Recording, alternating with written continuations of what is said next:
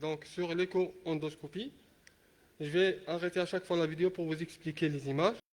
Alors, en écho-endoscopie, là on est en transpulbaire. Donc on voit bien ici la voie biliaire principale, elle est là, jusque-là, elle est entièrement comblée par du matériel tissulaire.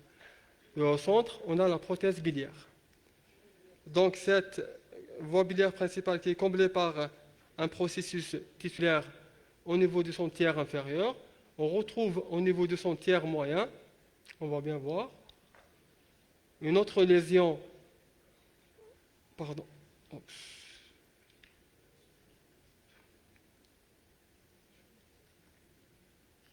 on va retrouver au niveau de son tiers moyen une lésion. Ça s'arrête pas? Je ne sais pas.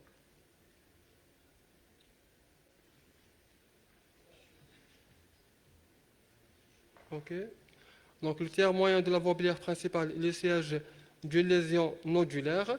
Elle est ovalaire. On la voit bien ici.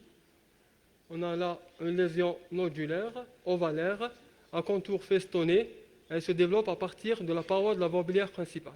Et sur la face contralatérale, on retrouve également un épicissement irrégulier, de même aspect que cette lésion nodulaire. Et entre les deux, on voit bien la prothèse biliaire. On a là la prothèse biliaire dans la lumière de la voie biliaire principale. Là, c'est une lésion qui siège au niveau de la voie biliaire principale moyenne.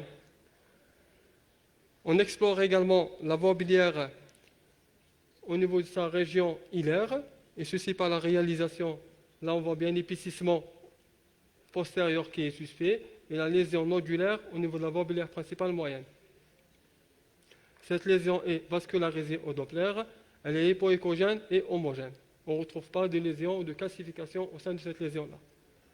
La VBP hilaire, on retrouve également une autre lésion, elle est là. Pardon. Donc au niveau hilaire, on retrouve une autre lésion d'aspect qui est presque identique à la première lésion, mais cette deuxième lésion-là présente une particularité, c'est qu'elle est hétérogène, et cette hétérogénéité est liée à la présence dans sa lumière de au moins 4 zones anéchogènes à contenu liquidien dense. Donc c'est une lésion de nature solidokystique au niveau des voies biliaires, au niveau de la voie biliaire hilaire hépatique. On voit bien les lésions kystiques au niveau de la lésion tissulaire. Là, on a une lithiase de la voie biliaire principale. La lithiase, elle est là. Et là, c'est la prothèse biliaire. Ici, c'est l'artère hépatique commune. Et là, c'est le tronc porte. On a continué l'exploration de l'arbre biliaire. On est passé vers la convergence biliaire. On retrouve également au niveau des voies biliaires intrahépatiques. On voit bien ici. Là, c'est les voies biliaires intrahépatiques droites. On a une autre lésion dans les voies biliaires intrahépatiques droites. C'est une lésion qui est ici, à contour festonné. Elle est hyperéchogène et avec siège de contenu kystique anéchogène. Et elle est de même nature que la deuxième lésion hilaire hépatique. Et on a une dilatation importante des voies biliaires intrahépatiques. Revenons à la lésion hilaire hépatique. Cette lésion au niveau du hile hépatique présente un contact avec l'artère hépatique propre et également un contact avec le tronc porte, mais avec un net liseré de séparation. Donc il n'y a pas d'extension vasculaire léco-régionale. Dans ce sens, une biopsie a été discutée. Elle n'a pas été réalisée au niveau hilaire hépatique parce que c'est contre-indiqué de faire la biopsie si on a une lésion qui n'a pas d'extension à distance et qui n'a pas d'extension vasculaire léco-régionale. Donc la biopsie n'a pas été faite au niveau hilaire hépatique. Elle a été faite au niveau de la première lésion qui siégeait au niveau du canal hépatique commun. Donc on a utilisé une aiguille de type FNB, veine de gauche, c'était une acquire, avec un seul passage et une aspiration sous vide.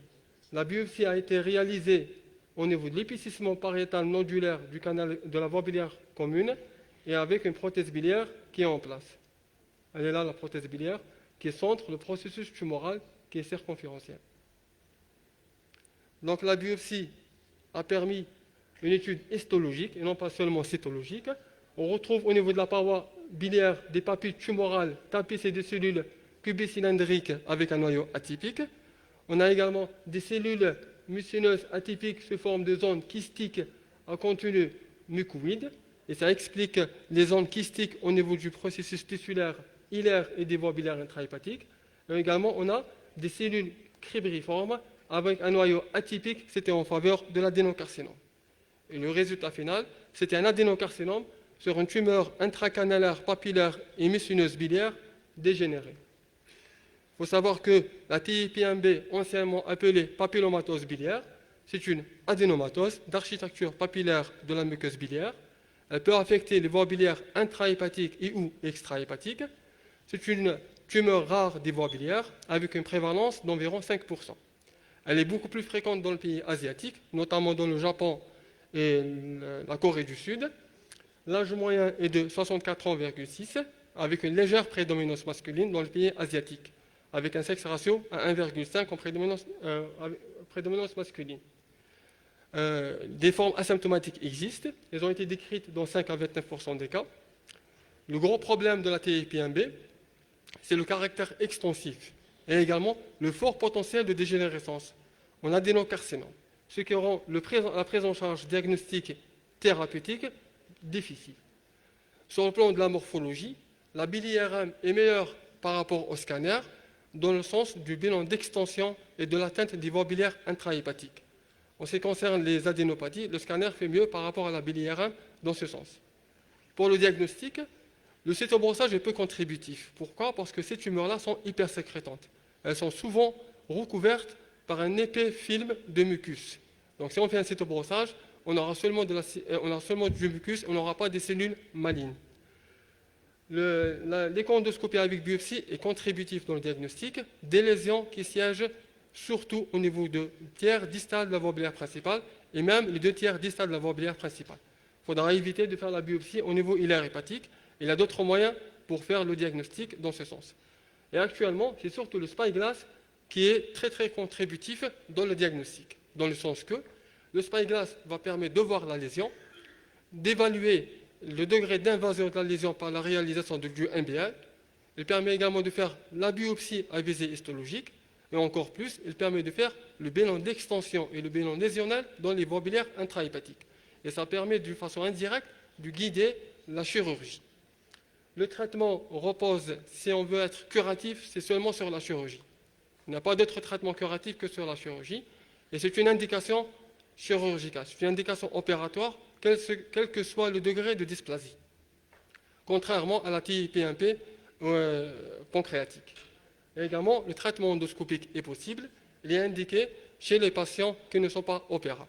Et je vous remercie.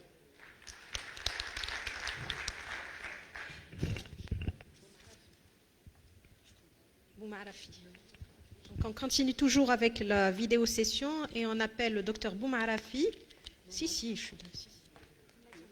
Boumarafi qui va nous présenter une vidéo sur la dissection sous muqueuse.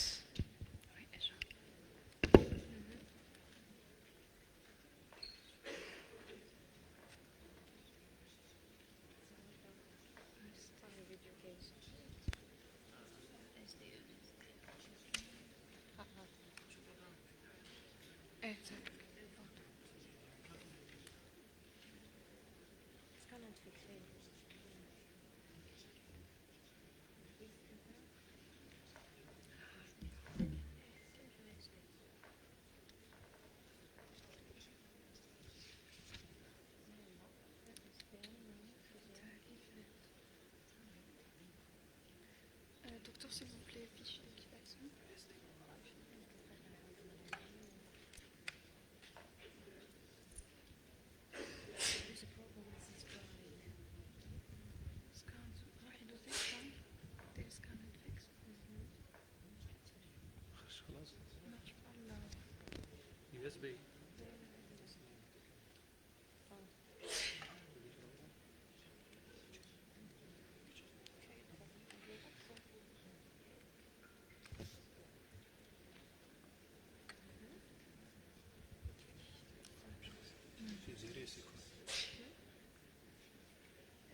Vous n'avez pas un entrée.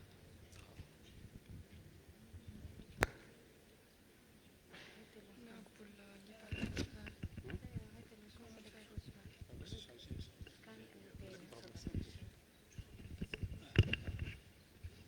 Je ne sais pas s'il y a un problème technique, on passe aux questions. D'accord. J'invite Dr Dri et Dr Abdeslam.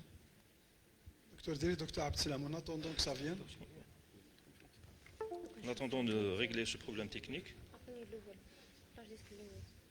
Docteur Abdeslam, Parce qu'il est- docteur Diri, s'il n'y a pas de questions, docteur Diri. J'ai une question pour toi, s'il te plaît. Vu le coût du spyglass, est-ce que dans le cas que tu as présenté, il faut faire du spyglass pour caractériser la lésion haute, pour avoir une décision ensuite? Ou est-ce que tu te contentes des données de l'écho-endoscopie? D'accord. Par rapport au spyglass, donc par rapport au bilan d'extension, le spyglass est le meilleur par rapport à l'échondoscopie. Parce qu'il permet d'aller beaucoup plus loin par rapport à l'échondoscopie dans le voie biliaire intrahépatique et de voir ça. Mais des chirurgies ont été réalisées après avoir réalisé sur un guidage, sur un bilan d'écho-endoscopie. Mais ce n'est pas dans une recommandation, ce n'est pas recommandé dans ce sens, dans le cadre du bilan d'extension.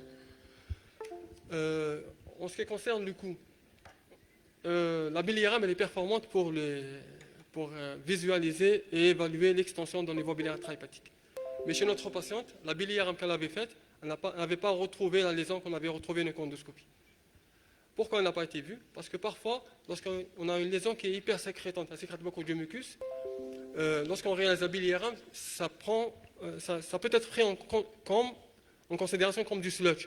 Et plusieurs fois, ça a été interprété comme du sludge, et non pas comme des lésions tumorales. Donc le radiologue peut voir ça au niveau du voie biliaire intrahépatique à la biliaram comme du sludge, et ne pas voir ça comme un processus tumoral. J'ai une question pour le Dr Abdeslam. Bon, Dr Abdeslam, qu'est-ce que vous avez utilisé comme courant lors de la myotomie pylorique? Est-ce que le courant, l'endocoupe ou la coagulation? Bien sûr, c'est un courant endocoupe. Alors, c'est un courant endocoupe. Pour l'ouverture, l'orifice d'entrée, on utilise l'endocoupe. Malgré que l'endocoupe, il comporte, puisqu'on coupe à l'aveugle, il comporte un risque hémorragique. Donc, c'est-à-dire la technique, c'est de faire l'ouverture à l'endocoupe, sur la pédale jaune.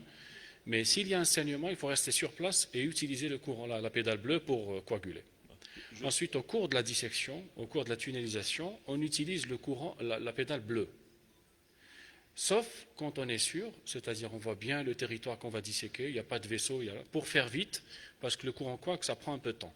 Mais pour faire vite parfois, si on a un champ de vision qui est assez clair, il n'y a pas de vaisseau, on peut utiliser le courant, la pédale jaune pour aller plus rapidement. Je parle du muscle pylorique. Hein. Ah, alors, La myotomie. la myotomie, non, la myotomie, on utilise la coagulation. La pédale bleue. Non, la pédale bleue. Je parle justement du pylorique. D'ailleurs, justement, ce qui s'est passé, ça n'a pas été signalé dans la vidéo, parce qu'il n'y a pas assez de temps. La myotomie, c'est compliqué d'une hémorragie artérielle. Un saignement qui était très important, très abondant, et le vaisseau était dans le bulbe. Donc, il n'était pas accessible au gastroscope. Alors, ce qu'on a fait, ce que l'expert a fait, il a élargi le champ de dissection, il a élargi pour pouvoir aller dans le bulbe, vers le vaisseau et le coaguler à l'aide de la coag grasp.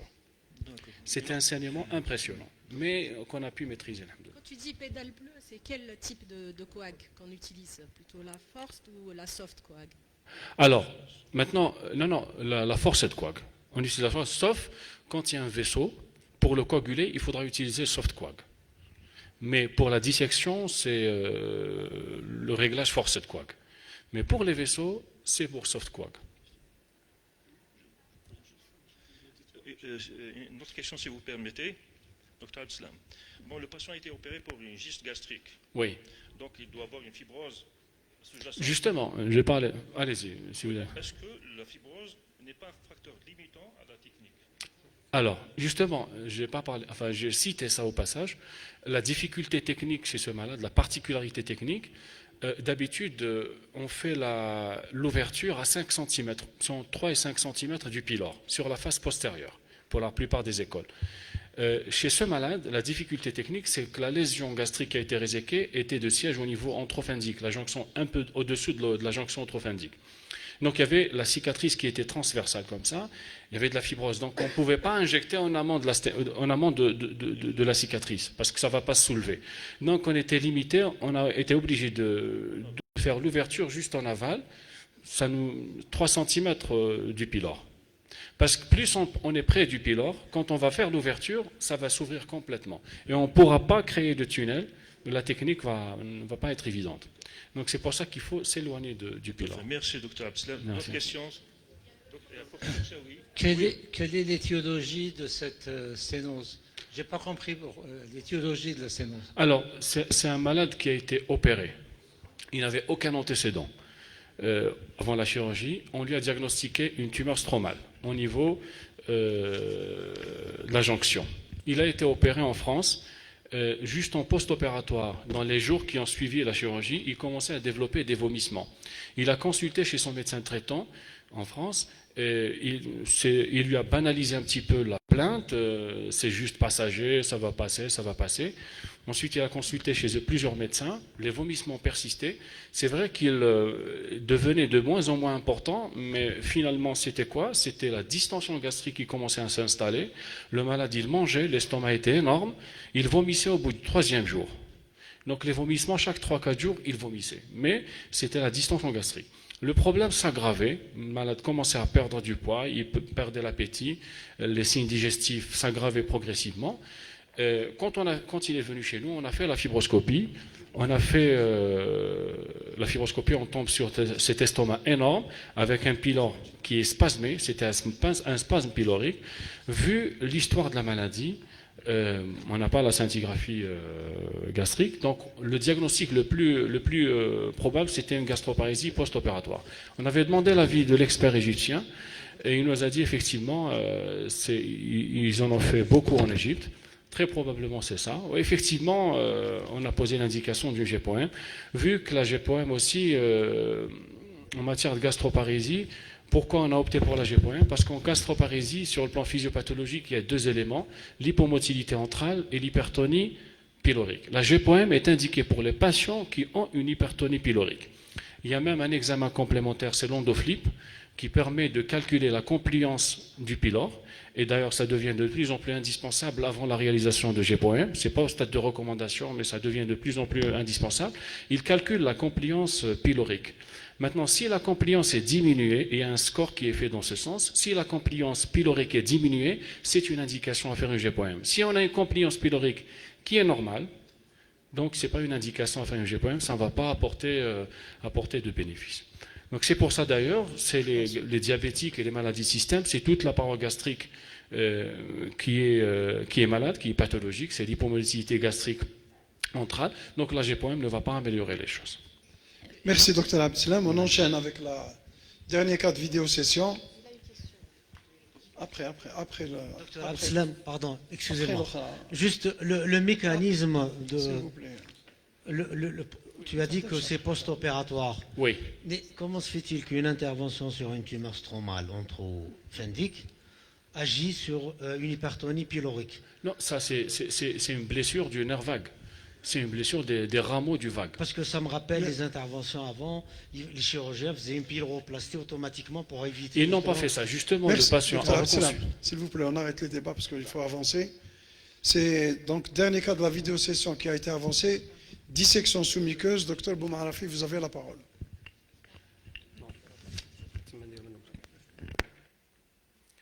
Merci. Je remercie le comité d'organisation et le président de l'association EDAP pour cette invitation. Je viens ici pour vous présenter un cas de dissection sous-muqueuse que nous avons réalisé il y a de là à peu près 5 mois au niveau de notre centre. Bon, il s'agit d'un homme âgé de 71 ans qui nous a été adressé avec une LST granulaire au niveau du moyen rectum qui a été classée Connect 2C avec une classification Ginette 2B. Pour la caractérisation, qui est une étape très primordiale et un prérequis avant de faire toute dissection sous-muqueuse, là, on voit clairement une LST granulaire avec présence au moins un macronodule. D'ailleurs, pour caractériser cette lésion, il faut avoir une vision HD, haute définition, avec une vision de loin, tout d'abord, puis une vision de près afin de caractériser la surface et la vascularisation en chromondoscopie. Ici, au système BLI, on voit clairement une vascularisation irrégulière, mais sans zone avasculaire. Aussi, la surface est irrégulière, mais sans distinction de plage amorphe. Avec aussi, on peut s'aider avec le grossissement qui nous permet d'être près de la lésion et essayer de mieux la caractériser. Maintenant, le matériel nécessaire, on a utilisé des endoscopes, vidéogastroscopes Fujinon 600 et 720R avec un couteau, le flash knife de Fujinon. Pour le bistouri, on a utilisé l'RB300D, le Vaio 300D, avec un réglage pour le marquage, la soft coagulation F5 à puissance 60 watts. Pour l'incision, le courant onde de coupe I avec un effet 2. Pour la dissection, la swift coagulation effet 4 à 40 watts de puissance. Et pour l'hémostase, la soft coagulation effet 5 à 60 watts. Bien sûr, on doit impérativement utiliser un insufflateur CO2, ici de la marque Stratus, et des clips soit pour la fermeture des perforations, éventuelles perforations, ou bien pour la traction qui va nous aider pendant la dissection. Bien sûr, aussi une pompe de lavage, elle est indispensable, et une pince coagulante de la marque Microtech. Sans tarder, on va passer directement à la vidéo. Le premier temps de la vidéo, c'est le marquage. Le marquage, c'est un temps très essentiel car il permet lors de l'injection de se localiser et ne pas être trop loin ou trop près de la lésion pour avoir des marges latérales saines. Là, le marquage doit être fait à 5 à 10 mm maximum de la lésion. Après le marquage qui soit circonférentiel, comme vous voyez sur la lésion, on passe directement à l'injection sous-muqueuse qui doit aussi être ni trop près de la lésion ni trop loin.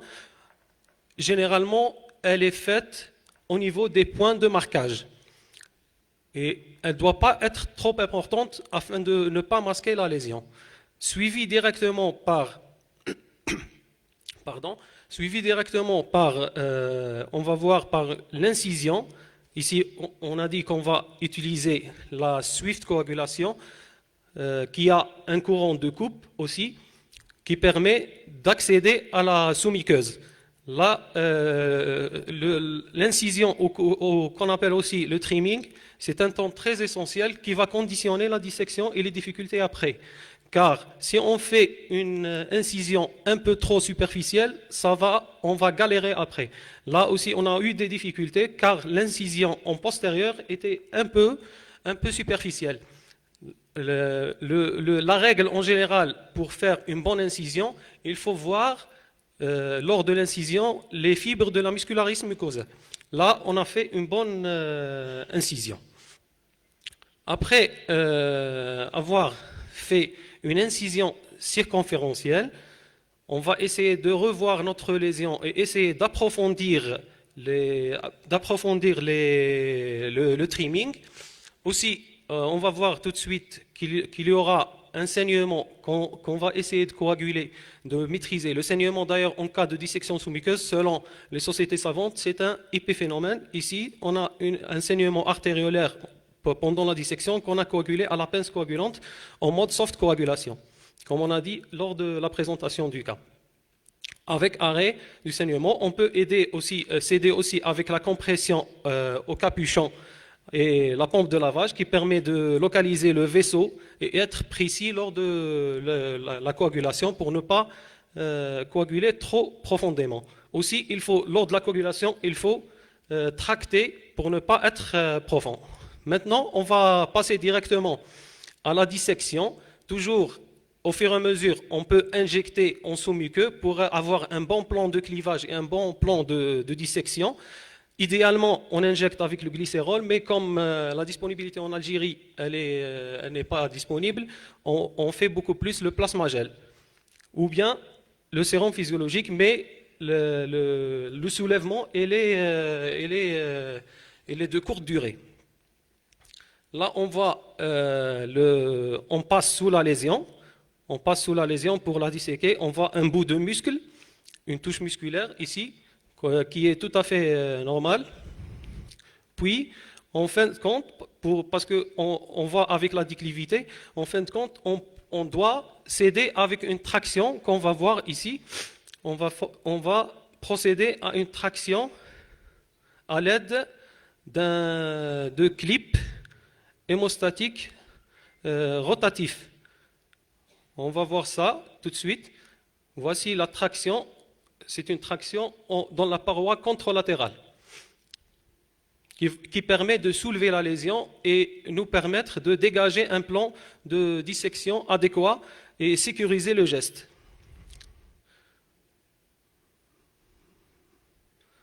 Toujours l'injection avant de disséquer. Toujours, il faut faire une injection. Là, on voit très bien le plan de dissection.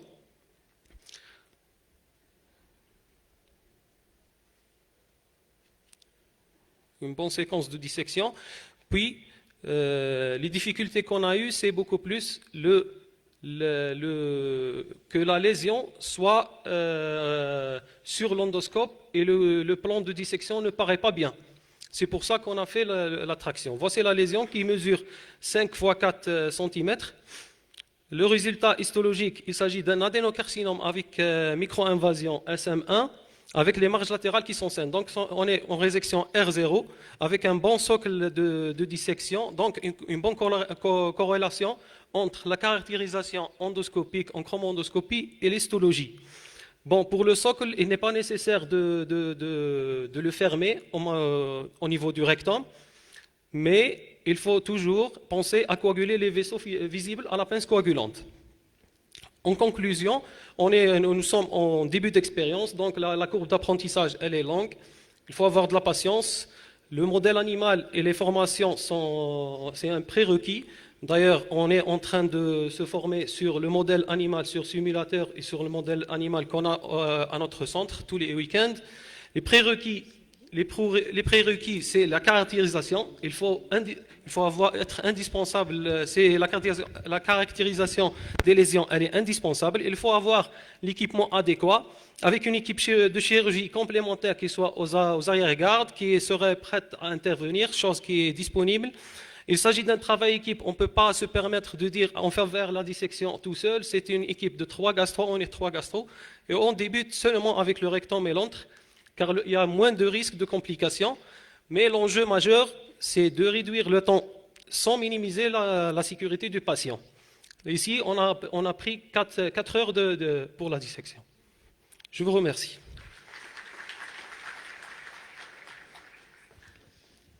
Bravo pour le geste. Est-ce qu'il y a des questions dans la salle?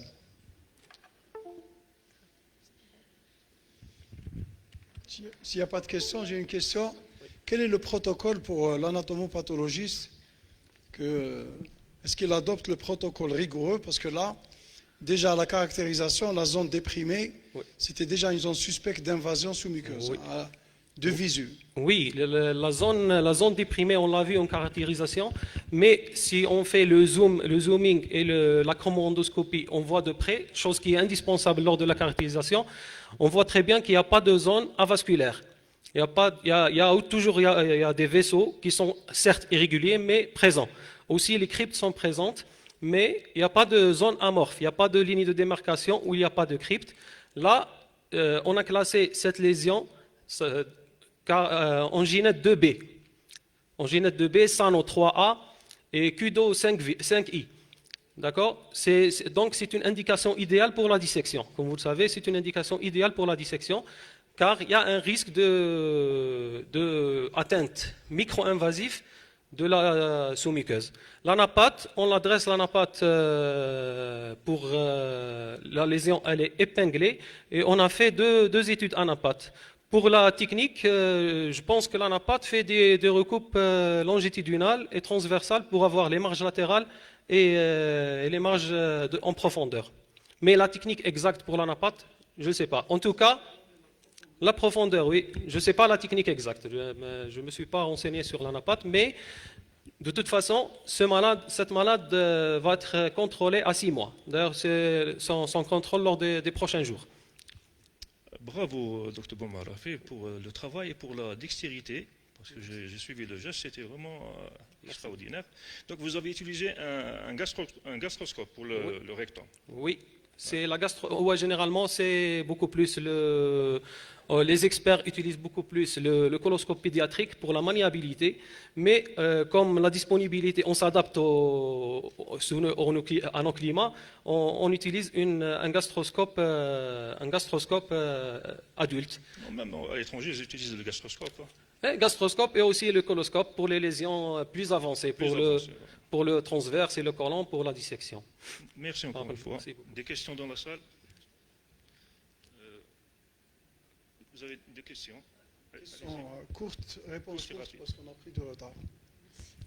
Merci pour votre présentation. Je suis chirurgien. Est-ce que vous faites cette dissection pour les polypes à base d'implantation large, plus de 3 cm? C'est un polype sicile. Par définition, le polype sicile, c'est un polype Non, qui... ce n'est pas sicile. Oui. Large, implantation large au niveau du rectum. C'est la même chose, c'est la même définition. Le polype sicile, c'est la large, c'est un polype sauf si vous parlez d'un polype pédiculé avec un large pédicule. Non, non, la base d'implantation qui est large. Là, on est devant un polype qui a une large base d'implantation. C'est la définition même d'une LST. C'est un polype qui est plus large que haut. D'accord, merci.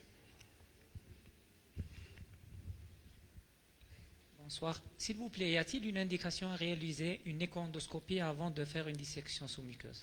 Justement, aussi, c'est une question pertinente qui a été posée aux experts. Et là, c'est tout l'intérêt de la caractérisation.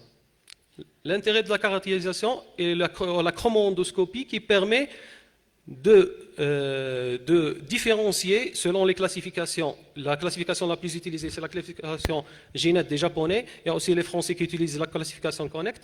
Mais l'intérêt essentiel de la caractérisation, c'est de ne pas utiliser l'échoendoscopie. De ne pas l'utiliser, ça permet de définir et de poser les bonnes indications pour les malades, pour dissection ou pour directement une chirurgie ou une suspecte une invasion profonde. Donc elle ne sert à rien. Dans cette lésion, non. Donc on passe je crois, au symposium. Au reste du programme. Merci. Alors, Au reste du programme et on invite le symposium Frater Azès, on invite Dr Gama. Merci.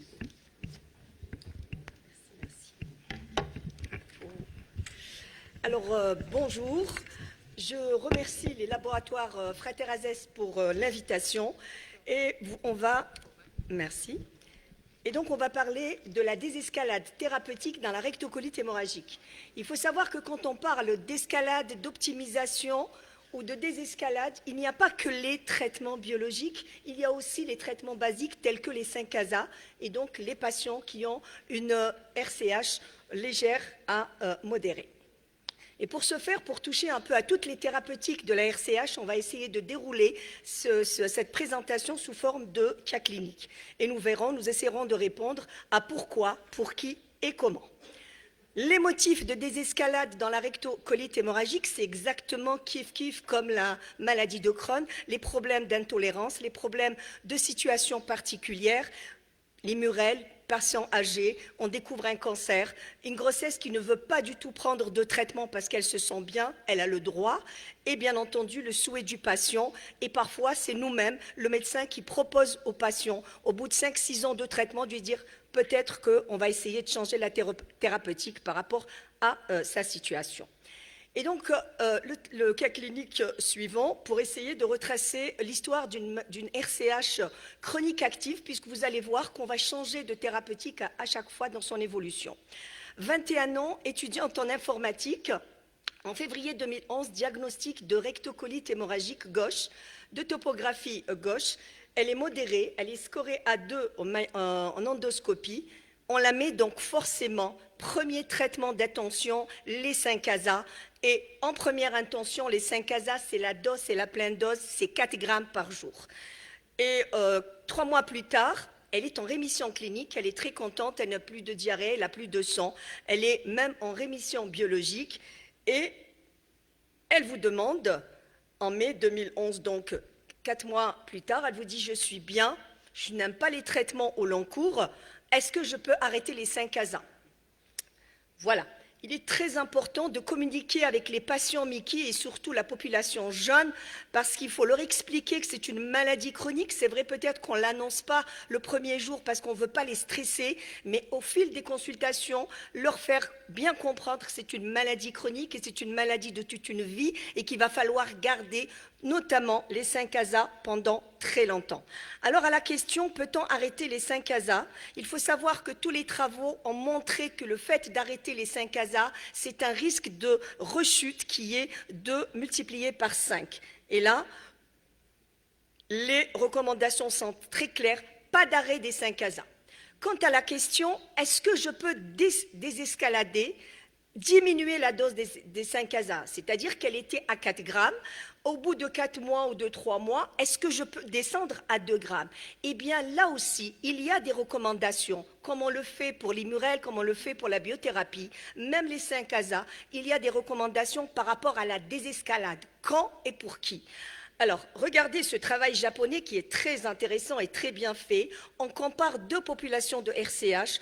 RCH qui on diminue la dose alors que le patient est juste en rémission clinique. Et là, vous voyez que le taux entre les patients qui ont diminué la dose parce qu'ils étaient juste en rémission clinique et pas en rémission endoscopique, il y a vraiment un écart. Par contre, ici, on va diminuer la dose à une population de patients qui ont en rémission profonde, c'est-à-dire rémission clinique et rémission endoscopique, Mayo 0. Et quand on diminue la dose, eh bien ça marche, il n'y a pas de poussée. Et ça veut dire que ce travail est très intéressant pour nous montrer qu'il ne faut pas diminuer la dose quand il n'y a pas de rémission endoscopique. Alors, que dit le consensus, le dernier consensus, je vous l'avais dit tout à l'heure, par rapport à la question des escalades Mickey, c'est 2018, c'est le seul. Alors, que disent les recommandations? Qu'en matière de RCH, pas de profil, comme vous savez, les 5-ASA ont un très bon profil de sécurité, donc... et ils ont une réduction du risque de la rechute. Tous les travaux ont montré que quand on prend les 5-ASA, il n'y a pas de poussée. Donc il faut vraiment insister auprès de nos patients et qu'il y a surtout un travail, plusieurs méta-analyses qui ont montré qu'il y a une réduction du risque du cancer du côlon et une diminution du risque de la dysplasie en suivant ces patients, qui a été bien établi au moins plus de 50% des patients. Donc on a tout intérêt à garder les 5-ASA tout au long cours, et c'est la raison pour laquelle le consensus ECO vous dit pas d'arrêt des 5-ASA. En effet, en absence d'effets secondaires dose dépendants des 5-ASA, ça c'est très important parce que le patient il vous dit docteur, je prends pendant 5 mois 4 grammes, ça serait bien de diminuer la dose à 2 grammes. On ne diminue pas pour faire plaisir au patient, on diminue parce qu'il a cicatrisé sur le plan endoscopique, parce que les travaux ont montré aussi que quand on parle de tolérance, il n'y a pas de tolérance dose dépendante. Ce n'est pas parce qu'il prend 4 grammes qu'il va avoir plus de problèmes que s'il prenait, par exemple, 1,5 g au lieu de 2 grammes. Donc voilà, c'était ça un petit peu le message. Une décroissance de leur posologie des 5-ASA, c'est-à-dire si on est à 4 grammes, à 3 grammes, la décroissance, la diminution ne peut être proposée que chez les patients en situation de rémission clinique et endoscopique. Et donc, vous voyez que même pour les 5-ASA, on exige la rémission endoscopique avant de diminuer de 4 grammes à 3 grammes ou là 2 grammes. Et pour finir sur cette partie 5-ASA, compte tenu de l'excellent profil de sécurité des 5-ASA, le risque de désescalade d'arrêt excède nettement le bénéfice de cet arrêt. Donc, on n'arrête pas.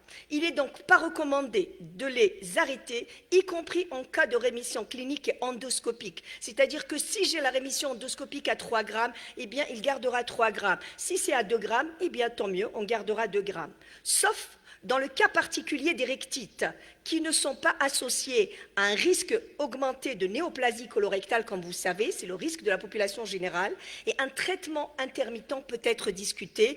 On peut donner un suppôt par jour si au besoin. Un suppôt par semaine, pardon, dans le traitement d'entretien des rectites. Et donc, le message, il est clair, traitement d'entretien des 5-ASA, il est systématique et il est au long cours. Et donc, notre patiente, elle a arrêté quand même ses 5-ASA parce qu'elle va se marier, elle n'a pas dit à sa famille, à sa belle famille qu'elle avait une RCH et qu'elle prenait des traitements long cours, et puis elle s'est dit, allez, je vais bien. Et malheureusement, le temps l'a rattrapée. elle fait une poussée, et en faisant la poussée, elle fait cette fois-ci une corticodépendance. Et bien entendu, corticodépendance, on va donner de l'Immurel, comme vous le savez.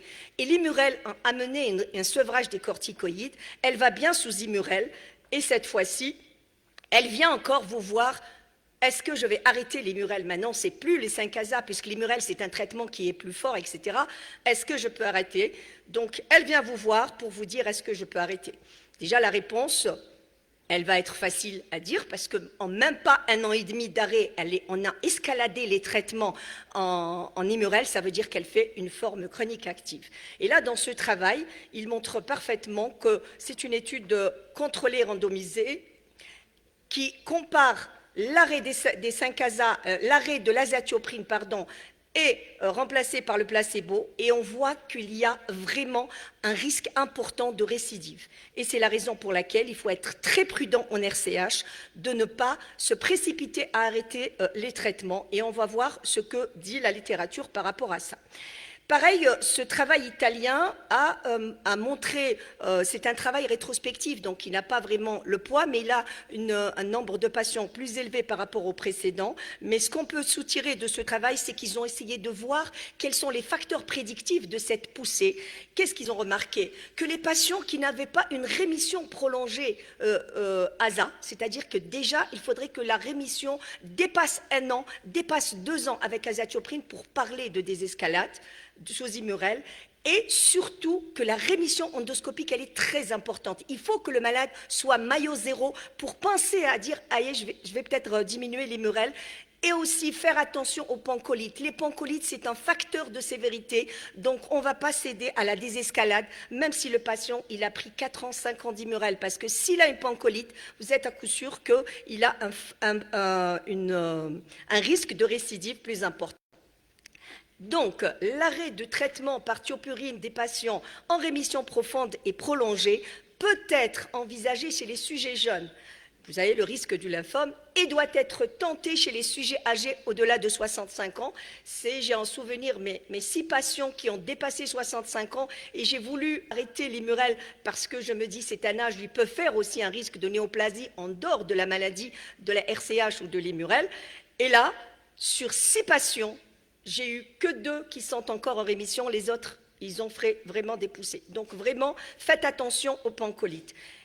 Et quand on arrête l'Immurel et qu'on voit qu'on est dans de bonnes conditions, bonne cicatrisation, longue rémission sous Immurel, là on peut arrêter l'Immurel dans ces conditions, mais toujours remettre le traitement d'entretien avec les 5-ASA.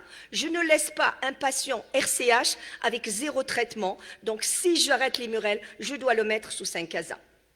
On continue notre histoire. Et donc, la patiente était sous azatioprine. Elle n'a pas arrêté, bien sûr, cette fois-ci. Et malheureusement, elle fait une forme chronique active. 1 an et demi plus tard, elle fait une rechute clinique et endoscopique. Elle était stressée parce que son fiancé l'a abandonnée. Finalement, il a découvert qu'elle avait la maladie et le stress, c'est aussi un motif de poussée malheureusement. Et du coup, quand un patient est sous Immurel, il fait une poussée, on va faire quoi? Eh bien, on va mettre de la biothérapie. On a mis de l'infleximab en combothérapie et ça marche, S0, S2, S6, elle est en rémission clinique et en rémission endoscopique. Alors ici, elle vous dit, bon voilà, je suis sous combothérapie, j'ai dépassé 1 an et demi, je suis bien, est-ce qu'on peut arrêter l'Immurel dans la combothérapie? C'est-à-dire qu'on va désescalader le traitement. Et là, il n'y a pas beaucoup de littérature par rapport à ça. Plus de travaux dans la maladie de Crohn, mais ou alors dans la rectocolite hémorragique, ce petit travail français qui montre qu'il faut faire de la combothérapie au-delà de 9 mois pour avoir un meilleur bénéfice par rapport à la désescalade. Et que dit le consensus? Il dit que quand on a fait une combothérapie de 2 ans, infleximab ou adalimumab avec Immurel, au bout de 2 ans, le risque, il diminue. On peut arrêter l'Immurel.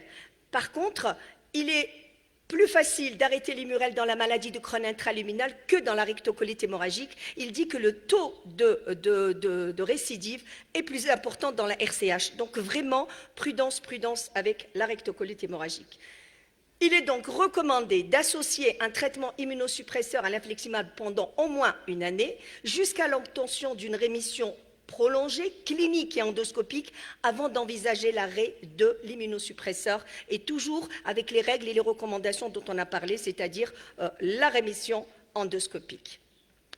Alors, on a arrêté l'azatioprine, la malade va bien.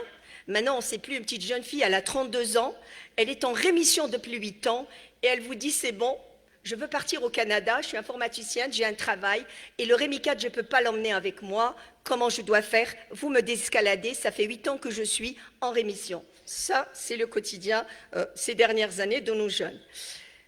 Et alors, peut-on arrêter l'anti-TNF? Cette fois-ci, il est en monothérapie.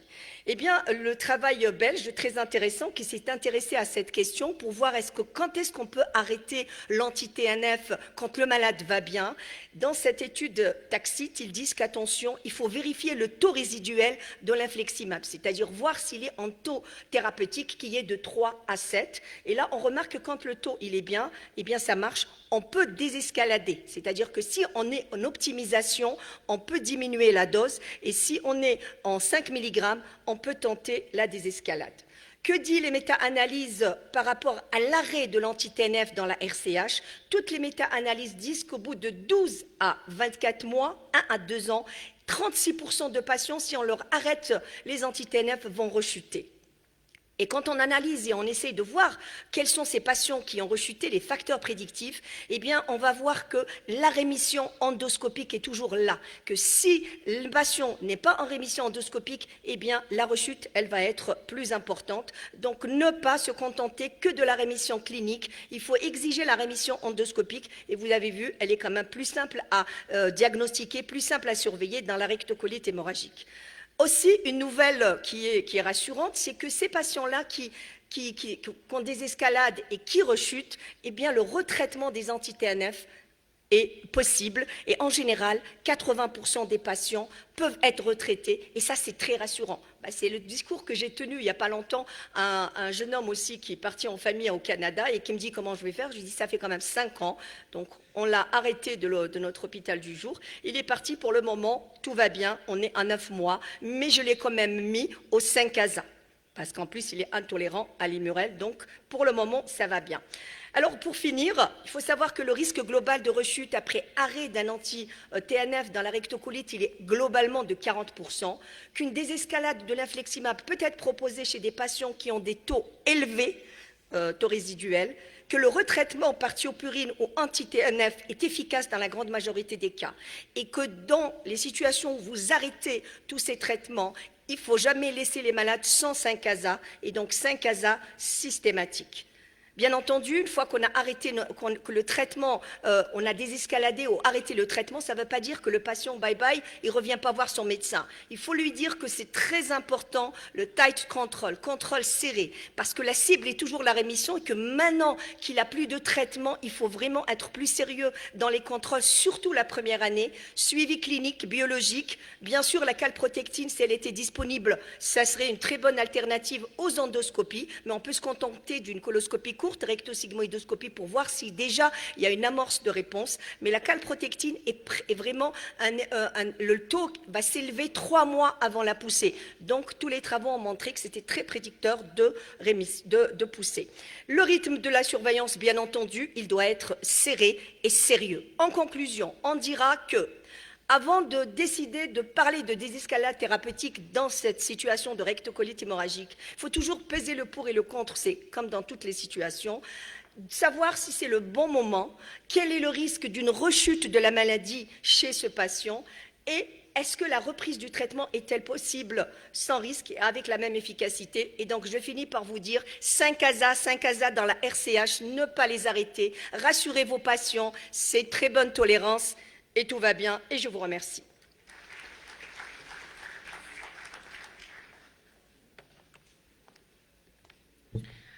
On passe à la session hépatologie et j'invite les messieurs modérateurs, professeur Afrej, docteur Kazoula et docteur Bourgoud et professeur Tebzi pour sa première présentation.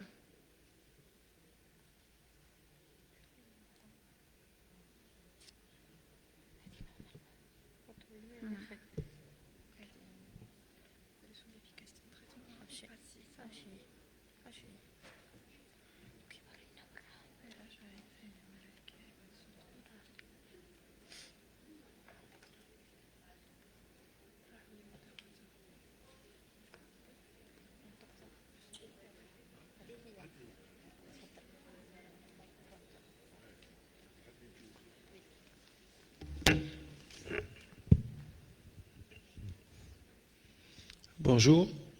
Donc on continue sur notre lancée et on laisse la parole au professeur Debzi pour nous parler de l'évaluation de l'efficacité du traitement dans les hépatopathies dissimulitaires. À vous la parole, monsieur Debzi. Merci, docteur Kezoula, chers amis, chers collègues. Donc, je suis content de venir à Sétif pour ce marathon de l'hépato-gastroentérologie, puisqu'on a vu ce matin tout ce qui est gastroentérologie, endoscopie. On va parler un peu de maladies hépatiques et je vais vous parler de l'hépatite auto-immune. Alors pour dire en introduction, ça reste un diagnostic d'exclusion. Je sais que les collègues ont plus l'habitude de voir les hépatites virales B et C. Le diagnostic est toujours un peu un challenge parce qu'il se fait sur un faisceau d'arguments. Et des fois, quand on n'a pas assez d'arguments, on peut utiliser des scores. Alors à l'ère des marqueurs non invasifs et du fibroscan, la PBH reste ici le gold standard. Alors, est-ce qu'il y a des statistiques concernant l'hépatite auto-immune? Il n'y a que des séries hospitalières chez nous, mais les meilleures statistiques ou la meilleure épidémiologie, c'est dans les pays scandinaves. Et on peut estimer ces maladies à 1 à 2 pour 100 000 habitants. Il y a 2 pics, donc les pédiatres connaissent bien la maladie, et nous aussi, les adultes, on connaît aussi bien la maladie. Alors, les éléments du diagnostic. L'hypergamma est importante, elle est à IgG. Je reviens sur la PBF pour dire qu'il y a un signe important, c'est l'infiltrat inflammatoire avec l'hépatite d'interface, qu'on verra sur une prochaine diapo.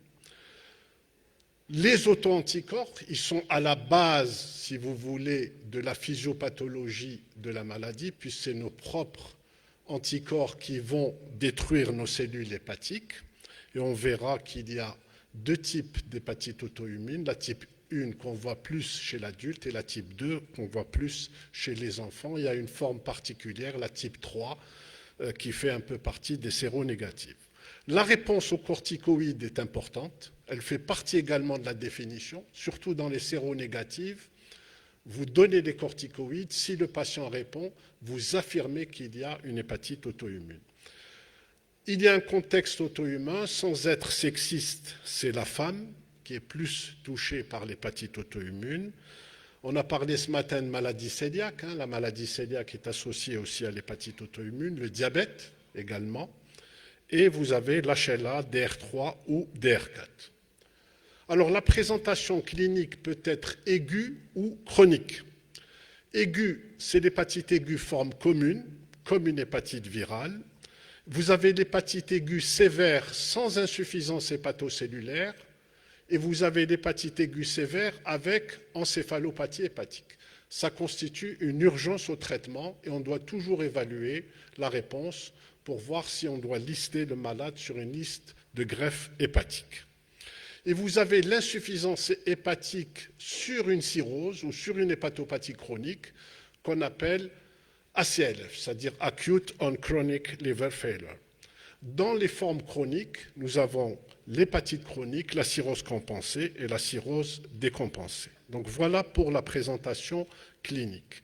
La PBH, elle est importante, elle oriente, elle n'est pas spécifique, mais parce qu'on peut retrouver de l'infiltrat lymphoplasmocytaire dans des hépatites virales, mais là, il est très important. Vous avez également l'empérilipolièse, donc c'est un mot savant pour dire que vous avez une autre cellule dans la cellule hépatique. Et généralement, c'est le lymphocyte qui est dans la cellule hépatique, comme vous le voyez sur la planche B. Et sur le C, vous avez les rosettes, donc hépatocytaires, vous avez un amas d'hépatocytes qui va former des rosettes. Alors, les auto-anticorps, vous savez que maintenant, dans la médecine libérale biologique, je vais dire, vous avez tous les auto-anticorps qui sont disponibles. Si vous mettez bilan d'auto-immunité, maintenant vous avez des kits tout prêts, comme des Lapstix.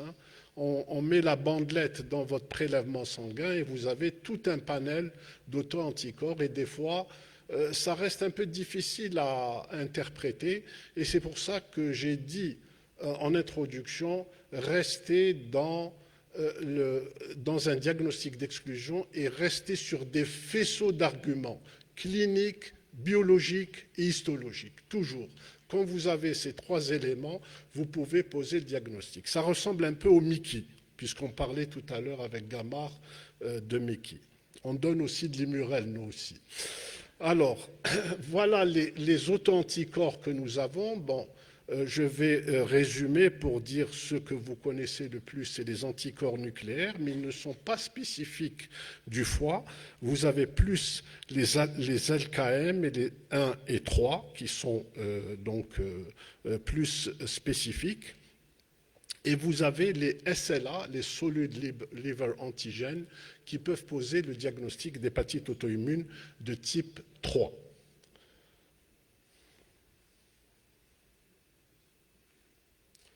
Alors, les auto-anticorps ne suffisent pas, je viens de le dire. Pourquoi? Parce que vous pouvez les retrouver dans les hépatites virales, vous pouvez les retrouver dans la NASH également.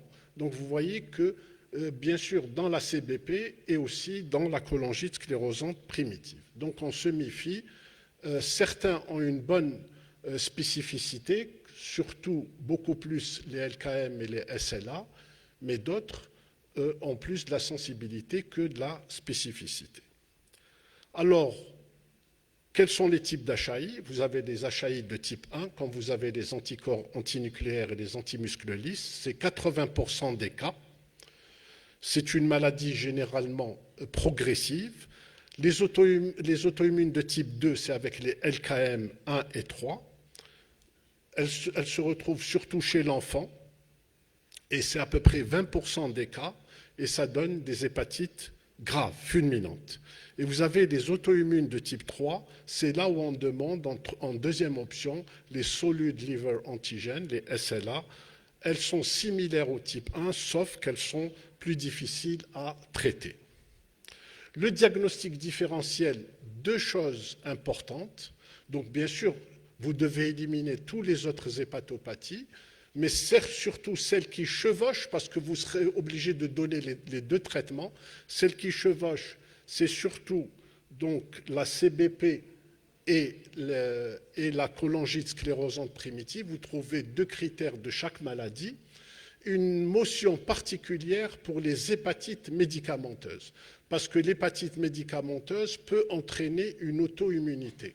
Et donc, vous retrouvez des auto-anticorps et des fois, il faut faire le diagnostic différentiel entre une auto-immune vraie et une auto-immune induite par les médicaments. C'est simple, c'est la réponse aux corticoïdes.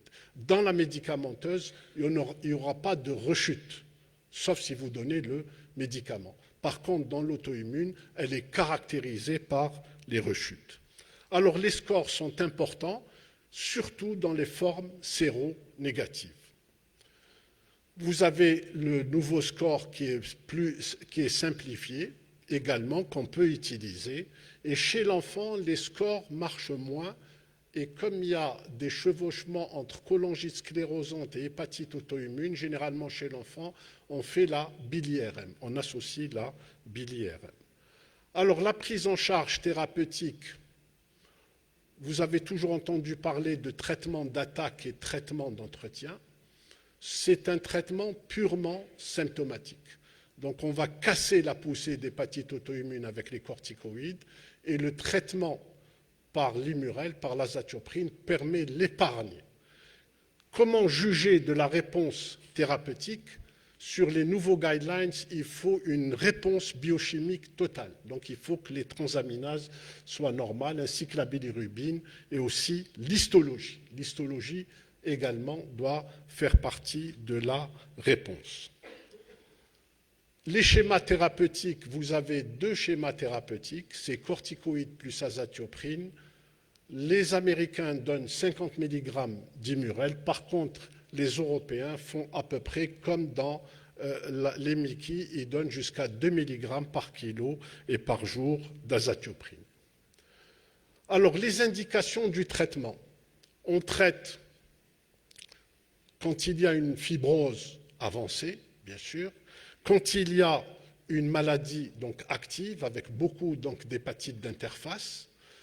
Est-ce qu'il faut traiter les hépatites donc minimes qu'on retrouve donc à l'histologie? Le traitement reste optionnel. Il doit se discuter au cas par cas. Si vous ne traitez pas, vous êtes obligé à 3 mois de réévaluer le patient. Alors, les indications thérapeutiques, j'en ai parlé aussi pour les aigus en introduction. Quand vous avez une hépatite grave avec ou sans hépatite fulminante, vous devez tout de suite lister le patient pour une greffe hépatique, parce qu'il y a de l'insuffisance hépatocellulaire. Et au bout de 7 jours, vous devez évaluer la réponse thérapeutique. S'il y a réponse, ça veut dire qu'il est sur le bon chemin. S'il n'y a pas de réponse, il faut penser à la greffe. Alors,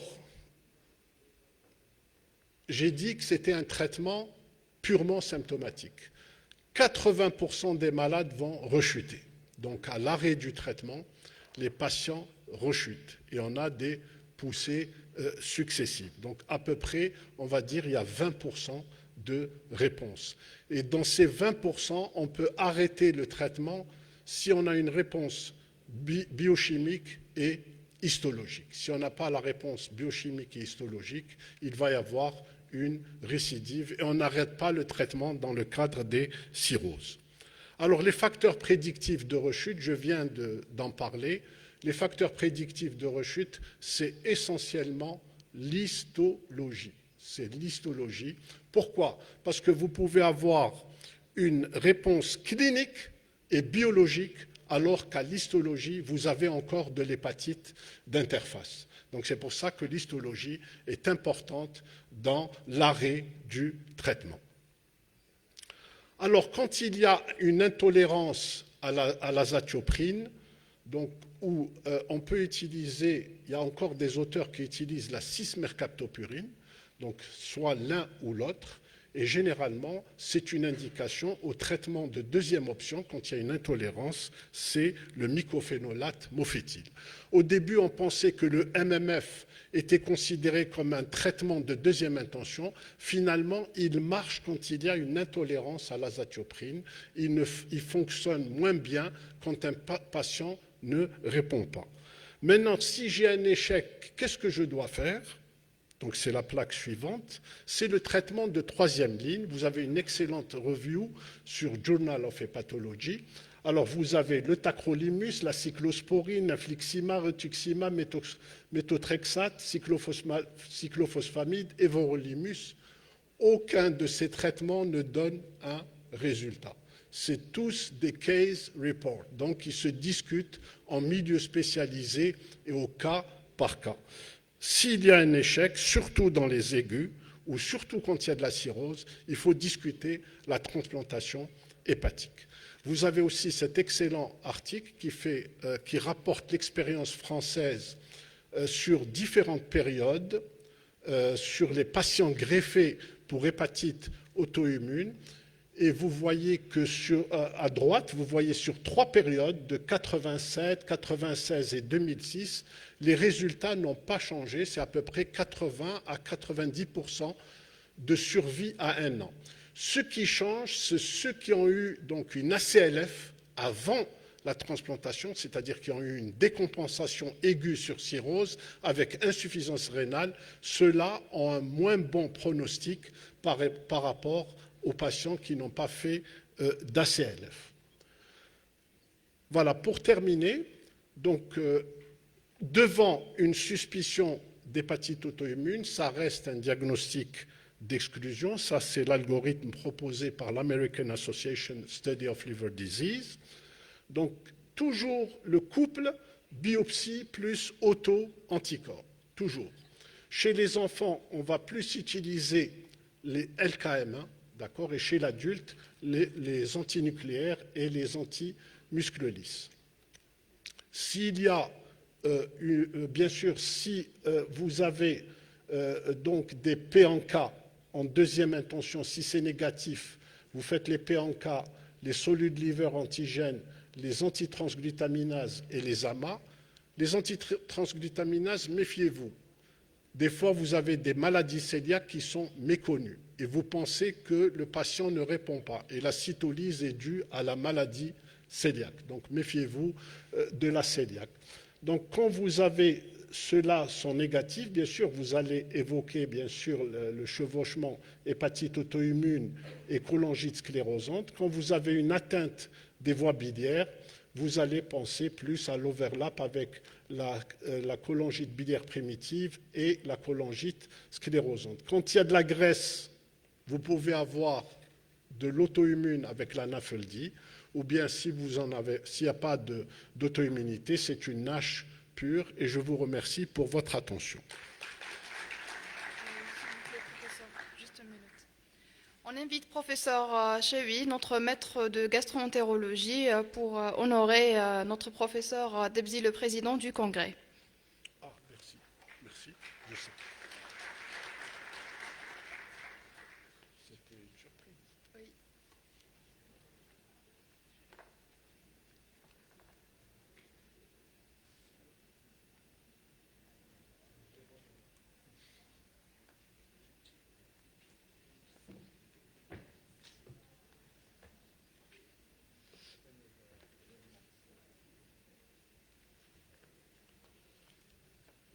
Rebonjour, je suis toujours comblé d'honneur de la part de mes amis gastro-entérologues certifiés. Je les remercie pour leur invitation, je les remercie pour l'accueil qu'ils me font à chaque fois que je suis là. J'en suis profondément ému et je suis d'autant plus ému qu'ils me donnent l'occasion et le privilège d'honorer mon ami, le professeur Debzi. Alors, je vais le faire avec beaucoup de plaisir. Je dois lui remettre une médaille. Mon cher ami Nabil, tu mérites largement cette distinction qui est offerte par l'association des gastro-entérologues libéraux des Hauts Plateaux. Hein, et merci à toi de tout ce que tu fais pour la gastro-entérologie algérienne en général et pour les pathologies en particulier. Tu as formé une équipe magnifique et tu es toujours disponible pour recevoir nos malades.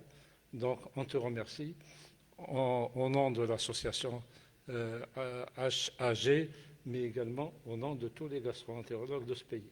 Voilà. Merci beaucoup Farid, merci beaucoup à l'HAG. Je suis plus que touché par cet hommage auquel je ne m'attendais pas. Farid Chaoui a été aussi notre enseignant.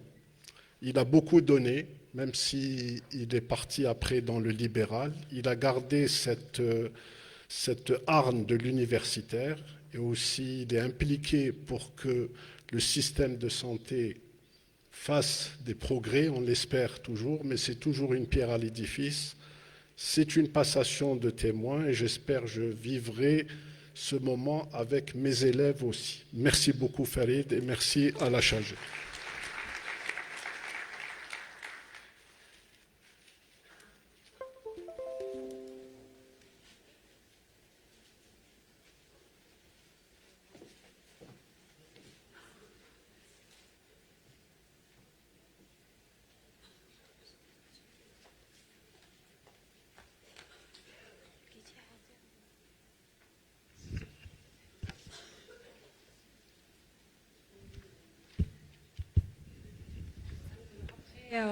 Après ce bel hommage et toutes ces émotions, inattendues aussi bien pour nous que pour le professeur Debzi, nous appelons le prochain orateur qui est le professeur Abdelmoun'im Mohamed Chami pour nous parler de la prise en charge nutritionnelle de la NASH. تفضل أستاذ شامي.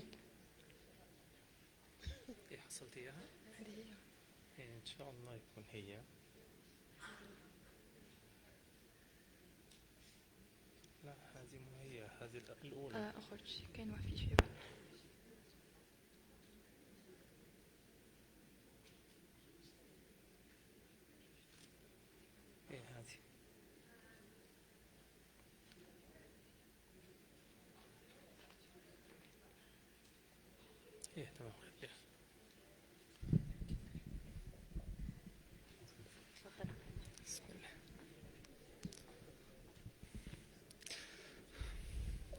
Assalamu alaikum.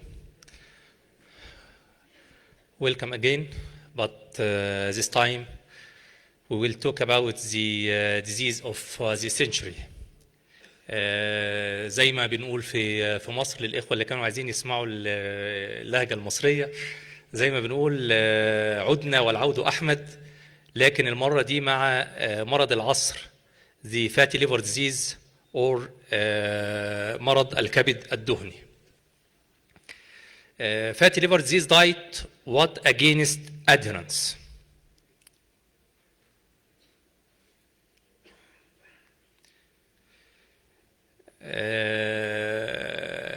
April month, this month, has the World Liver Day in 19th of April every year. And today we will talk about one of the most frequent disease that affect liver of all the world people. As you know, the fatty liver disease is a disease characterized by excess accumulation of fat in the liver, and as you know, the normal liver fat content is less than 5%. The fatty liver disease has progression in classification. The old classification was NAFLD, which is non-alcoholic fatty liver disease and alcoholic fatty liver disease. This definition and classification was very bad, as it depends on classification of the fatty liver on exclusion of other causes of liver diseases. Then in 2020, an Egyptian physician called Muhammad Islam and others provide us a new nomenclature for the fatty liver disease, which is MAFLD, metabolic associated fatty liver disease. This nomenclature don't require exclusion, as they provide us some criteria for diagnosis of hepatic steatosis. But in 2023, another new nomenclature for the fatty liver disease, which is MASLD, metabolic dysfunction associated steatotic liver disease. And our question always is, it is different from S and F for MAFLD and S for MASLD. All these classifications and the progression in the classification of the fatty liver disease reflect one thing, that the fatty liver disease is important, as it is a disease that affects about 1/3 of population. 1/3 of the population have some type of fatty liver disease. This progression and increased prevalence increased in the last 5 decades due to change in our lifestyle. I am sorry to say that in the last 5 decades, we changed from the natural and Mediterranean diet to the Western diet. Increase the fast food, red meat, vegetable oils, processed foods, and decrease intake of fresh vegetables and fruits. All these changes lead to increase and rapid rising of the obesity prevalence, which reflect to increase the fatty liver disease. As you see, it is continuous growth for the fatty liver disease worldwide.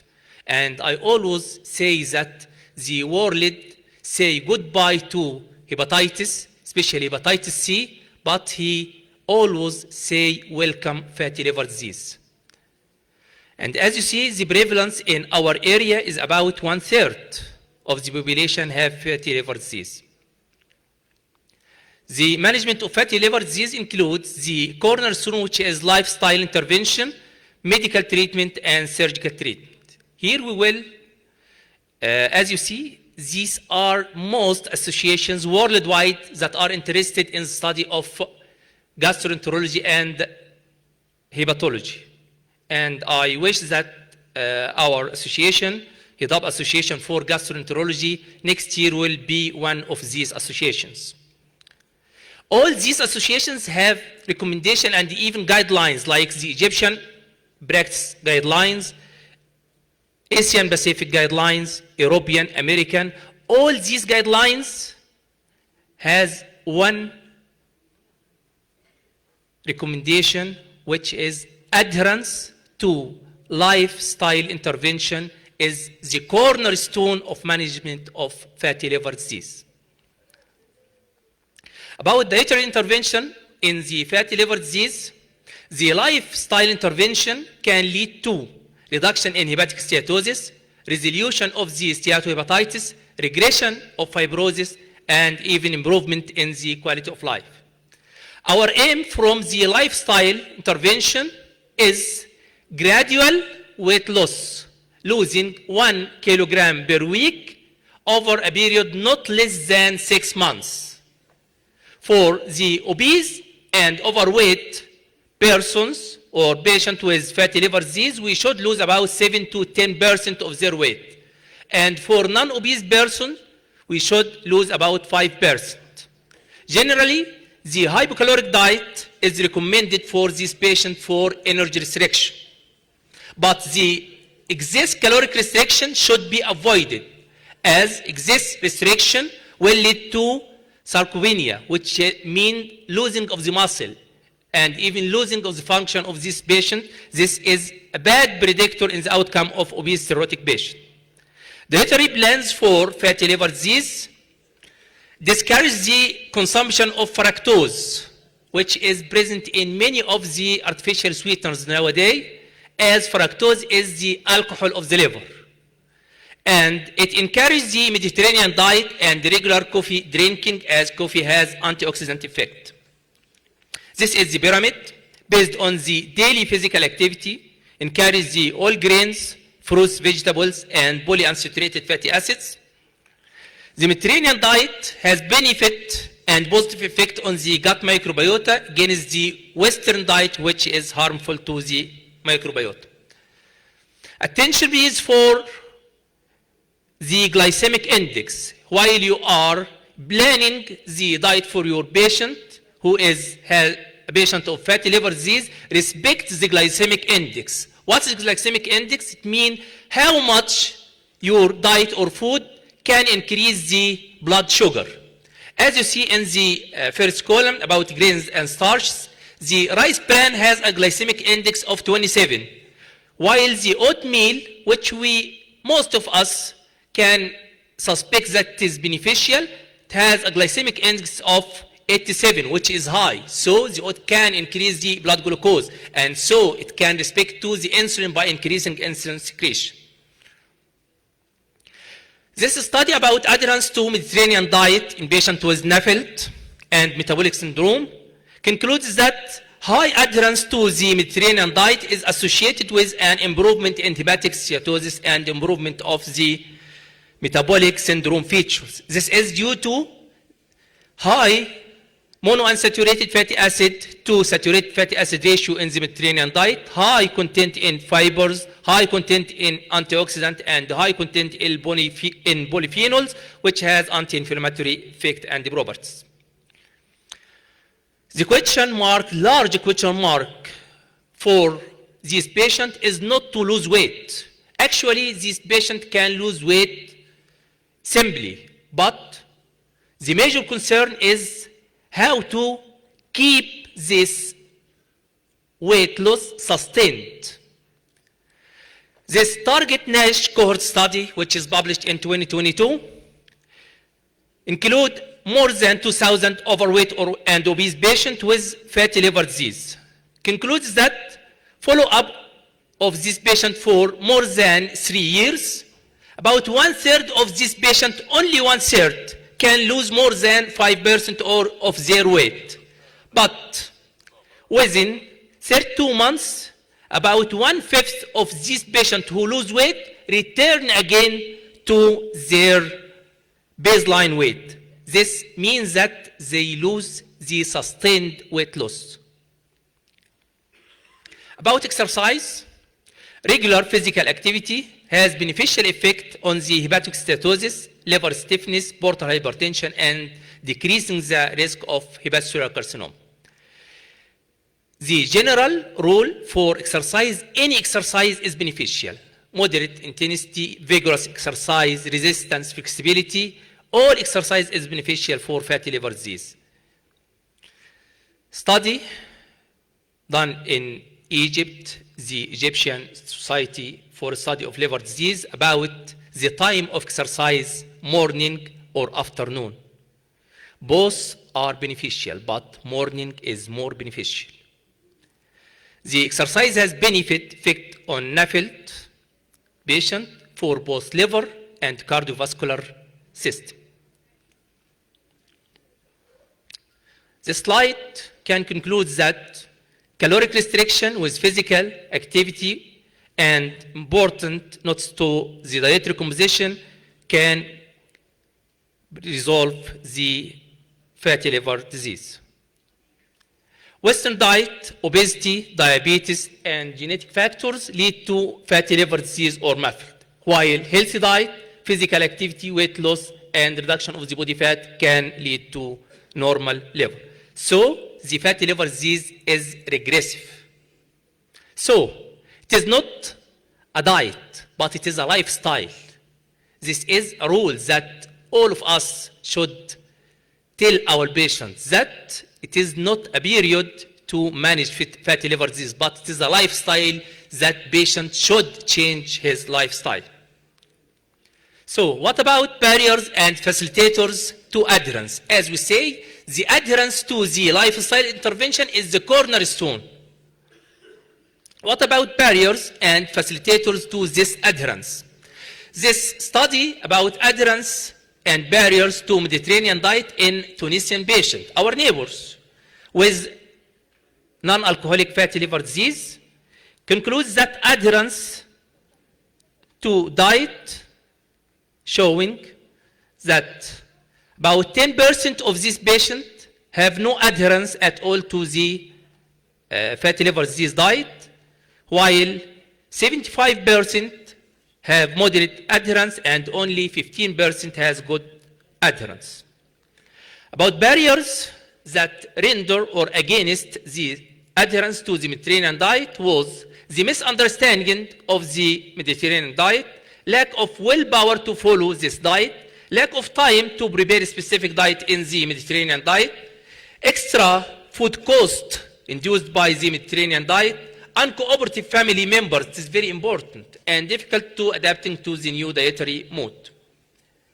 So, this study concludes that the primary barriers are extra food cost and difficult to adapt to the new dietary mode, while the enhancement was concluded from the psychological and nutritional support.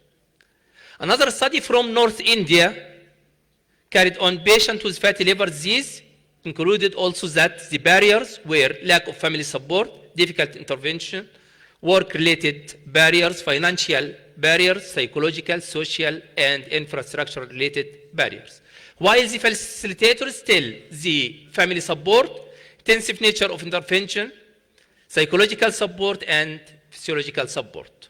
So we can conclude these barriers as lack of family support, difficult intervention, work-related barriers, financial barriers, psychological, social, and physical barriers, extra food cost, the challenge to adapt to the new dietary regimen, irregular working pattern which prevents the attendance at appointment, poor understanding of the diet, lack of motivation to follow the Mediterranean diet, and insufficient time.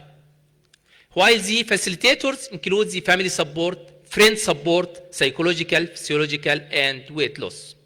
So, our take-home message for fatty liver disease diet is healthy diet and physical activity are recommended for fatty liver disease. Dietary recommendation should consider energy restriction, and the hypocaloric diet is recommended. Both obese and non-obese patients will benefit from the weight loss. Weight loss should be gradual and avoid rapid weight loss. Mediterranean diet ideal for fatty liver disease. All types of exercise, aerobic and resistant, can reduce the steatosis. Adherence to the lifestyle intervention is the cornerstone in the management of patients with fatty liver disease, not only to lose weight, but sustained weight loss. Many barriers and facilitators can affect this adherence, so we encourage these facilitators and try to resolve these barriers. Finally, Allah Azza wa Jal يقول في سورة الأعراف بسم الله الرحمن الرحيم يا بني آدم خذوا زينتكم عند كل مسجد وكلوا واشربوا ولا تسرفوا إنه لا يحب المسرفين. الله جمع ما بين العبادة خذوا زينتكم عند كل مسجد الصلاة. الأصل أن يكون نهاية هذه الآية وتهيأوا لمقابلة الله وتطهروا وتوبوا، ولكن الله عز وجل ختم الآية بقوله وكلوا واشربوا ولا تسرفوا إنه لا يحب المسرفين. الله عز وجل قسم الوجبات في الأكل والشرب إلى ال5 وجبات التي ننادي بها اليوم في علم clinical nutrition. The last era of clinical nutrition for feeding of fatty liver disease is the 5 diets, 3 main and 2 snacks. وهذه مع ال5 صلوات. I finish and thank you.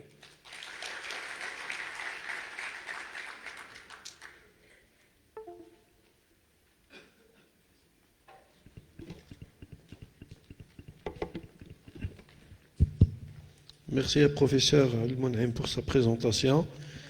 Et on donne la parole à professeur Alfred pour nous parler de la mise à jour sur la prise en charge des maladies vasculaires du foie.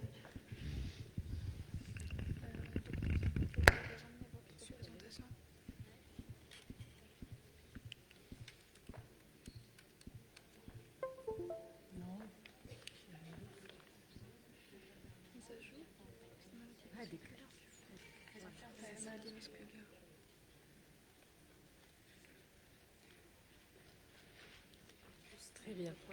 Pointeur, le pointeur, il est au milieu là. Voilà. D'accord. Merci beaucoup. Merci. Donc, mes chers maîtres, chers collègues, ravis d'être pour la première fois ici à Sétif et encore plus ravis de voir mes jeunes collègues gastro-entérologues de Sétif. Et donc, merci pour l'invitation. Donc, sans plus tarder, on commence par la classification des maladies vasculaires hépatiques. Donc, selon le niveau d'atteinte au niveau des vaisseaux hépatiques, on distingue la thrombose porte, la maladie de Budd-Chiari par atteinte des veines sus-hépatiques et de la veine cave inférieure, la maladie vasculaire porto-sinusoïdale par atteinte des vénules hépatiques et des sinusoïdes, d'un versant des sinusoïdes, et le syndrome d'obstruction sinusoïdale qui est purement sinusoïdal. Nous avons enfin les malformations artérielles, artério-veineuses hépatiques que nous n'allons pas aborder aujourd'hui. Donc le Budd-Chiari, normalement c'est une maladie rare mais qui est de plus en plus connue. Elle se définit par l'ensemble des manifestations résultant de l'obstruction des voies efférentes de drainage veineux hépatique qui comprennent donc les vénules hépatiques, les veine hépatique ou la veine cave inférieure. 3 formes cliniques, il y a les formes aiguës. Les formes aiguës, c'est l'équivalent c'est un tableau clinique d'hépatite aiguë. Les formes chroniques, c'est un tableau de cirrhose. Et nous avons les formes subaiguës, c'est un tableau d'hépatite aiguë avec hypertension portale, donc sur foie d'hépatopathie chronique. Alors, quelques aspects radiologiques du Budd-Chiari. Donc, en fait, c'est l'imagerie qui permet de poser le diagnostic devant des arguments, des arguments cliniques. Donc, nous avons la thrombose des veines sus-hépatiques, thrombose ancienne qui va apparaître sous forme de fin cordon, un aspect en patchwork du parenchyme hépatique au scanner avec hypertrophie du segment 1, une sténose ou thrombose de la veine cave inférieure, des nodules pseudo-HNF qui sont liés à l'artérialisation hépatique vu qu'il y a une diminution de l'apport veineux et une circulation veineuse collatérale. Donc le diagnostic repose vraiment sur l'imagerie, mais il faut que le radiologue soit averti. Donc, lorsque nous posons le diagnostic d'un Budd-Chiari, il faut d'abord rechercher le bilan étiologique. Les internistes ici connaissent très bien. Donc, il y a les maladies héréditaires, donc une thrombophilie héréditaire, thrombophilie acquise, dominée par le syndrome myéloprolifératif, et plus rarement les causes locales, donc processus ou kystidatique compressif des veines sus-hépatiques, qui peut entraîner un syndrome de Budd-Chiari. Donc, nous arrivons au vif du sujet, qui est la prise en charge thérapeutique. Donc, dans le Budd-Chiari, il n'y a rien de nouveau. C'est une prise en charge qui est graduelle, qui commence donc par le traitement des manifestations cliniques, donc de l'acide et de l'hémorragie digestive, en plus des anticoagulants. Donc, vous voyez, les anticoagulants sont au tout début de la prise en charge thérapeutique. Donc c'est une arme thérapeutique incontournable, quel que soit l'état le degré d'insuffisance hépatocellulaire. Il faut toujours essayer de mettre des anticoagulants, surtout lorsqu'on arrive à identifier une thrombophilie sous-jacente. Donc anticoagulants et traitement des complications. Ensuite, lorsque cela n'est pas suffisant et que la sténose est courte, on préconise une angioplastie. Sinon, dans pratiquement la moitié des cas, ces armes thérapeutiques ne suffisent pas. Il faut qu'on arrive au TIPS. Le TIPS, c'est un shunt qu'on place par voie transjugulaire entre une branche portale et une veine sus-hépatique et qui permet de rétablir le drainage veineux hépatique. Et dans 10 à 20% des cas, ce TIPS ne suffit pas et que l'insuffisance hépatique est majeure et avancée et il faut qu'on arrive à la transplantation hépatique. Alors, les anticoagulants, c'est très bien, il faut les donner dès qu'on peut, autant que faire se peut, mais en fait, le risque hémorragique est là. Il ne faut pas le perdre de vue, surtout que ce sont des patients qui ont des acides réfractaires, donc ponction d'acide itérative. Il faut savoir que les troubles de la crasse sanguine majeure peuvent entraîner une hémorragie, donc un hémopéritoine, et on peut perdre le patient à cause d'un hémopéritoine. Donc il faut essayer d'avoir au moins un TP supérieur à 30% lorsqu'on fait des ponctions itératives. Dans cette série, regardez, il y a eu 94 patients. La moitié ont présenté sous anticoagulant au moins un épisode hémorragique. Alors, le TIPS est indiqué dans ces... Donc vous avez les indications ici, les formes aiguës, formes fulminantes en attendant la transplantation hépatique, ça c'est nouveau. Et dans les formes chroniques, lorsque les armes thérapeutiques précédentes ne sont pas suffisantes. Le taux de succès est de 70 à 90% des cas. Il permet des sorties de liste de TH, mais le problème c'est qu'il y a souvent des complications, notamment l'encéphalopathie hépatique et la dysfonction, donc la sténose du TIPS. Et là, il faut revenir, réintervenir et essayer de déboucher ce TIPS ou placer un TIPS dans le TIPS. Alors, la transplantation hépatique, c'est le seul traitement chirurgical admis dans le Budd-Chiari. Alors, avec des résultats qui sont satisfaisants, puisque le taux de survie est comparable à celui de la greffe pour autre étiologie. Nous avons aussi... Donc en fait, l'indication de la transplantation hépatique, comme vous avez vu l'algorithme tout à l'heure, c'est à peu près 10 à 20% des cas. D'ailleurs, dans ce registre de greffe de Lyon, l'indication de TH pour Budd-Chiari a été représentée à peu près 1% de l'ensemble des patients transplantés. Ce n'est pas le cas chez nous. Bon, je n'ai pas les données actualisées, mais sur des données de, je crois, il y a à peu près une dizaine d'années, le Budd-Chiari représentait la 3e indication de greffe dans notre série, enfin parmi les patients transplantés en Algérie, et parce qu'à ce moment-là, en fait, le TIPS n'existait pas. Voilà. Donc, qu'est-ce qu'il y a de nouveau dans la prise en charge de Budd-Chiari? Quand on parle de nouveauté, actuellement, il y a le consensus de Baveno-7, c'est la référence dans les maladies vasculaires hépatiques. Il faut regarder ce qui est new. Donc là, ils disent qu'il faut faire attention, il faut essayer de maintenir les HBPM le moins possible à cause du risque de thrombopénie immunoallergique. Ce qu'il y a de nouveau aussi, c'est qu'ils ont défini improvement, donc l'amélioration, la réponse au traitement a été définie. Donc il faut qu'il y ait diminution du besoin de ponction, amélioration de l'insuffisance hépatique, les La définition est là. Et il y a aussi l'indication, en fait la possibilité de réaliser un TIPS chez des patients, comme je viens de le dire, qui ont une hépatite fulminante en attendant un Budd-Chiari fulminant, donc en attendant la greffe hépatique. Voilà. Donc on passe à la thrombose porte, c'est la maladie vasculaire hépatique la plus importante. Actuellement, en fait, par contre, ici, dans la thrombose porte, il y a beaucoup de nouveautés. Il y a d'abord cette standardisation de la nomenclature liée à cette affection. Donc, ils ont défini, pour que tout le monde parle le même langage, la thrombose récente ou chronique selon donc le délai des 6 mois. Occlusion partielle ou occlusion totale selon le pourcentage d'occlusion, donc supérieur ou inférieur à 50%, et la réponse au traitement progressive, stable ou régressive. La thrombose porte actuellement est gérée et envisagée selon que le patient présente une cirrhose associée ou sous-jacente ou non. Donc on a la thrombose porte sur cirrhose et la thrombose porte en dehors de la cirrhose, et les conduites à tenir sont complètement différentes. Alors, thrombose porte sans cirrhose pour commencer. Vous savez très bien, il y a 2 formes cliniques de présentation clinique. Il y a les formes aiguës et les formes chroniques. La forme aiguë, c'est un tableau d'hépatite avec donc une cytolyse qui est importante, avec de la fièvre, de l'acide au début qui est exsudatif, et quand on fait une imagerie, avec une cytolyse qui est supérieure à 5 fois la normale, quand on fait une imagerie, on trouve du matériel échogène dans le trompe porte qui est élargi.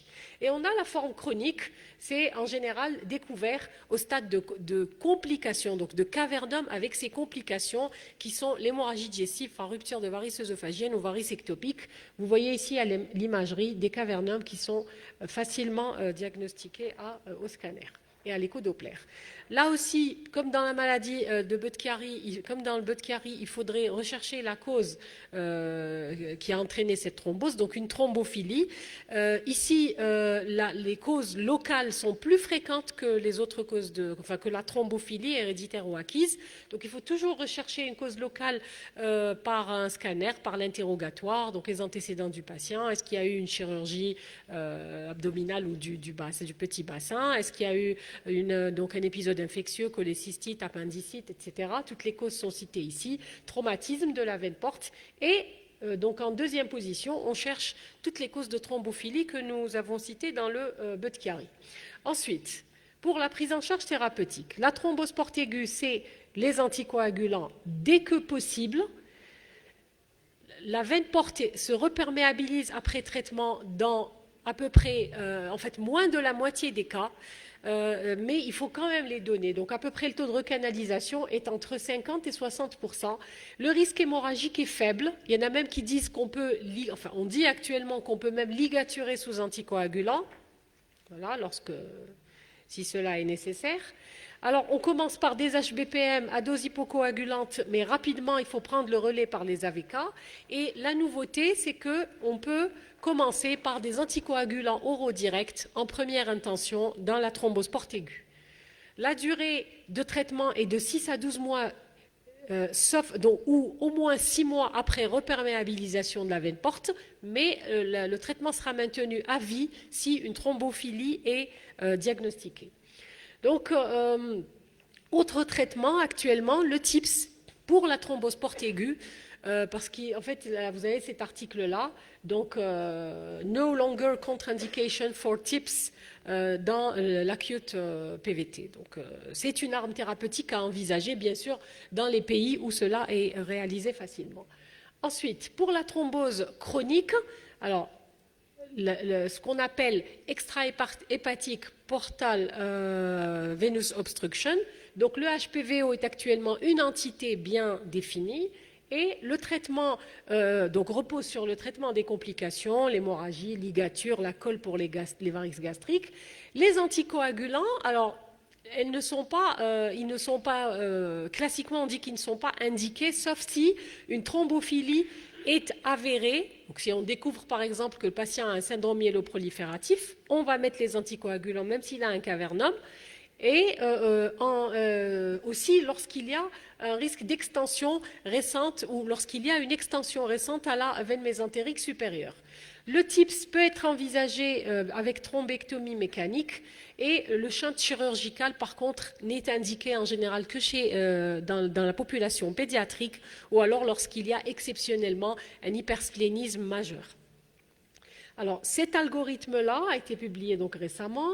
Quand on a, pour résumer ce que je viens de dire, thrombose porte aiguë, donc moins de 6 mois, anticoagulation, recanalisation complète, faut-il arrêter ou non, donc selon l'existence ou non d'une thrombophilie, thrombose porte chronique, s'il y a ces situations-là, donc ischémie mésentérique, extension à la mésentérique de la thrombose, progression, donc le caractère évolutif et aussi une thrombophilie héréditaire.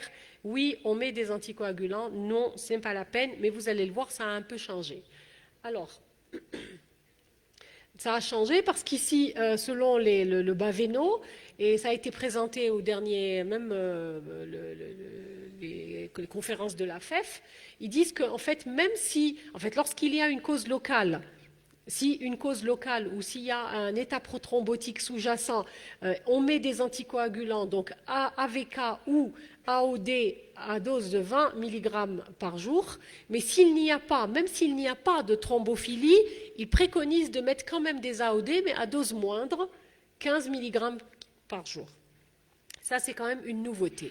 Pour l'interruption du traitement, il faut toujours, quel que soit une thrombose aiguë ou chronique, si on doit arrêter le traitement anticoagulant, actuellement, il y a cette nouveauté aussi, il faut doser les D-dimères à 1 mois de traitement. Supérieur à 500, on n'arrête pas, on continue le traitement, sinon on peut l'arrêter, parce qu'en fait, ce taux est associé à un risque de récidive de la thrombose avec un hazard ratio de plus de 7. Donc, chez le cirrhotique, actuellement, il y a cette classification-là qui est validée pour la thrombose porte chez le cirrhotique. Il faut toujours la dépister. Donc, chez le cirrhotique, comme on dépiste le carcinome hépatocellulaire, on doit dépister la thrombose porte. Ensuite, anticoagulant, là par contre, quel que soit le degré de la thrombose, on va mettre les anticoagulants chez les patients, bien sûr, qui sont candidats à la greffe et on ne les arrêtera pas avant la greffe. Maintenant, qui traiter? Donc voilà, ici pour résumer, patient, donc pour la thrombose porte sur cirrhose, patient non candidat à la greffe, thrombose récente, plus de 50% ou symptomatique ou qui menace vers la veine mésentérique supérieure, anticoagulation.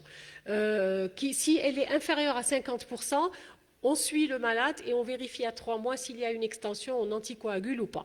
Mais si le patient, ou dès que le patient est candidat à la greffe hépatique, il faut toujours, quelle que soit son extension, anticoaguler.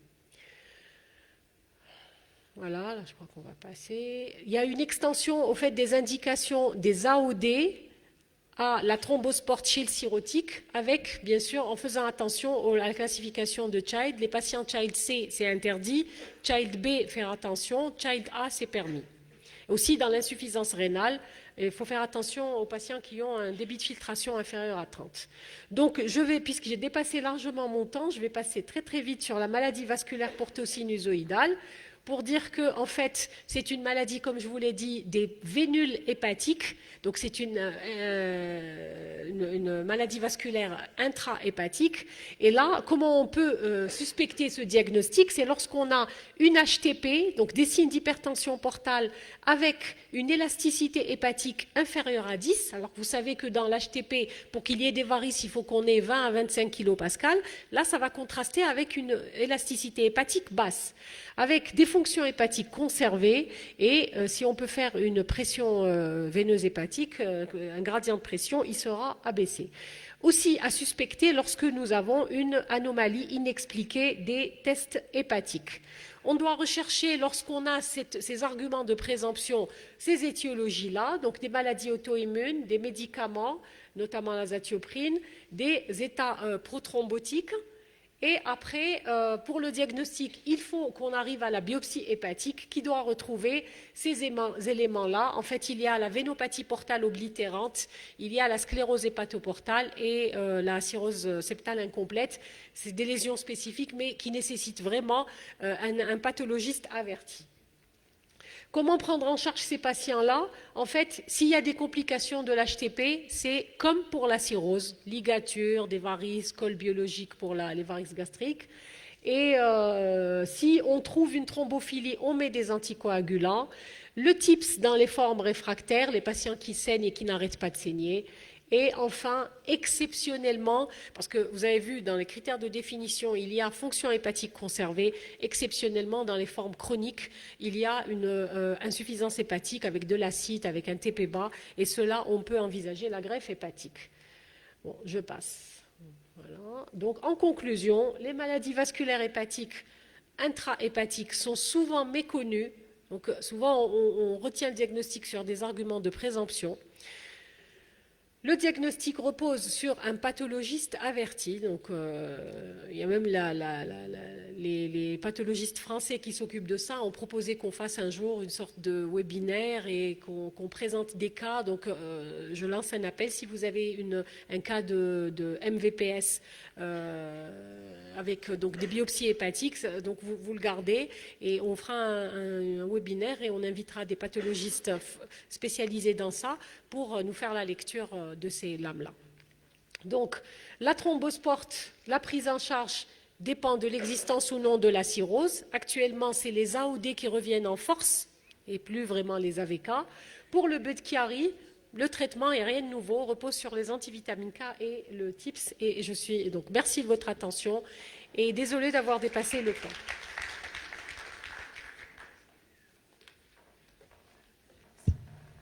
Merci, professeur Afresh, pour cette présentation. Maintenant, on passe aux questions. Est-ce qu'il y a des questions dans la salle?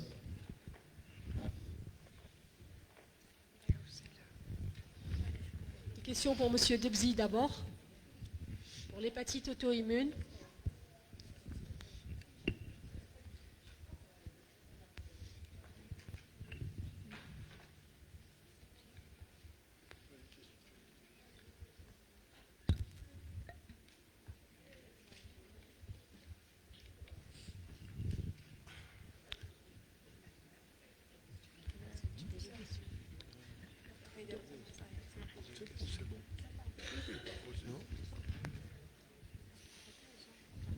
Est-ce qu'il y a des questions dans la salle pour le professeur Debzi? Sinon, juste bon, pour l'hépatite... Oui, monsieur Chaoui.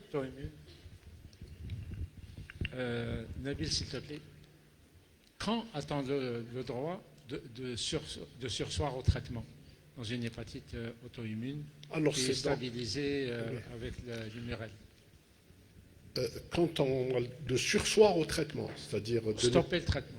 De ne pas indiquer le traitement. Non, c'est une maladie traitée. Ah, d'accord. Oui. L'arrêt. L'arrêt, oui. L'arrêt. Bon, l'arrêt du traitement, il ne se conçoit qu'après 2 ans. Et comme je l'ai dit, la réponse histologique est importante. C'est-à-dire, si on a de l'inflammation portale, si on a de l'hépatite d'interface, le malade va récidiver. S'il a une cirrhose, également. Donc on peut sursoir si on est sûr d'une hépatite chronique éteinte, c'est-à-dire sans hépatite d'interface, avec bien sûr réponse biochimique et IgG. Et ça arrive à peu près dans la littérature dans 2 cas sur 10, 20%. Mais les autres, la rechute fait partie même un peu de la définition. Alors, il y a aussi les formes des sujets âgés.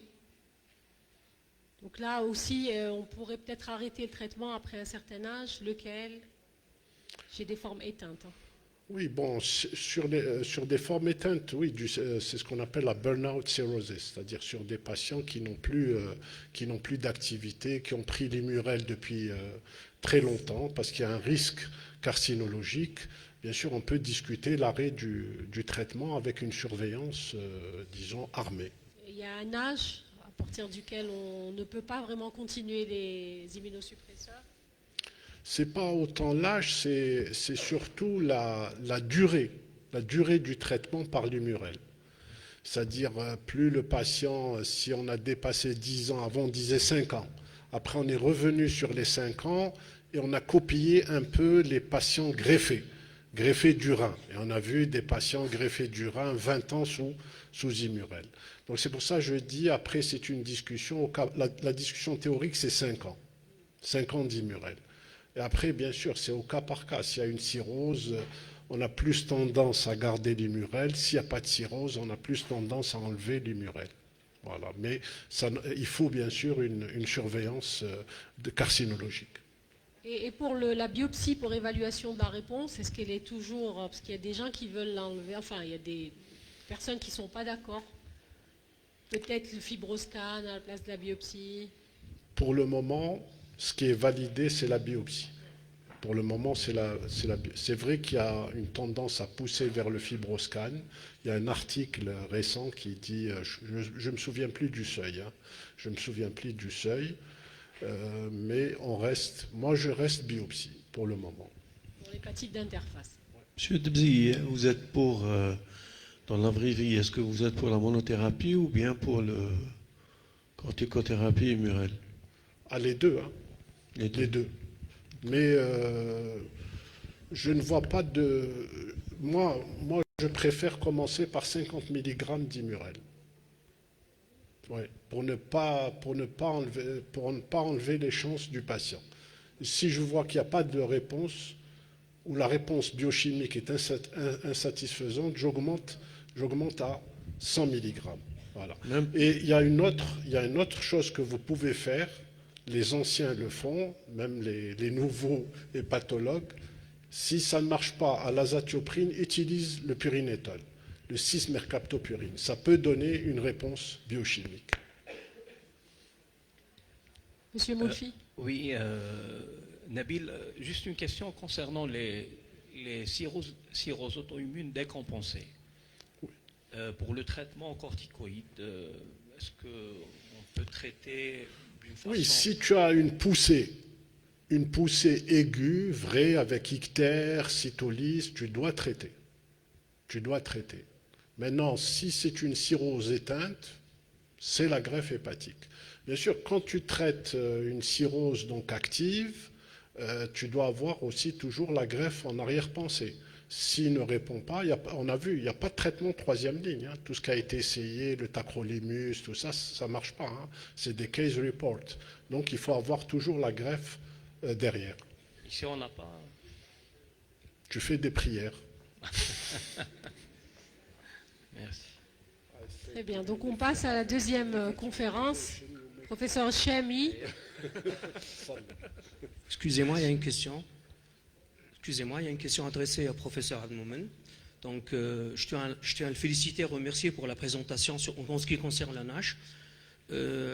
En terminant sa présentation, il a parlé de 5 repas selon le verset coranique. 5 repas. Je voudrais bien savoir qu'est-ce qu'on doit prendre à chaque repas. Donc, les légumes, les fruits. Je vais lui poser la question en anglais, si vous permettez, il n'y a pas de souci. Donc, à quel moment on doit prendre les fruits, les légumes et les protéines? Quelle est la place de l'eau et de l'eau citronnée dans la NASH?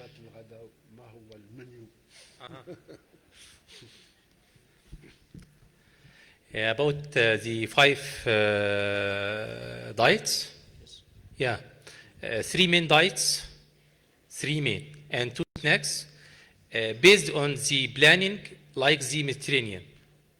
The snacks usually including large amount of water, vegetables and fruits, and the main snacks are designed on low carb, less than the half of the calories, 50%, with 30% protein and 20% fat.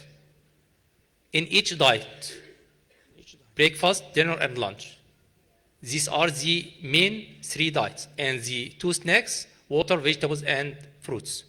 All designed according to the caloric dietary requirements.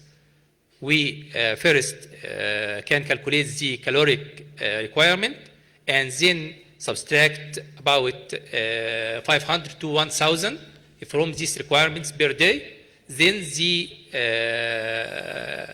result of this subtraction can be divided into the 5 diets. 10% per each snack, and the others about 50% for the middle or main meal, and third person for breakfast, and the last meal is 20%. Thank you. Did you evaluate this regime Yeah. in Yeah. study? Yeah, yeah. Could you give more details for this? About this regimen, we do 2 studies in Egypt about the 5 diet regimen. One is still growing for these studies, and the results are hopeful and promising. But as I said, the cornerstone not to design or plan for these diets or not to lose weight. It is easy and simple. But the cornerstone and the main problem or barrier is the sustained weight loss. How to maintain this weight loss. So, it need family, friend, and psychological support. So, from my experience, each patient will be planned for nutrition from the first visit.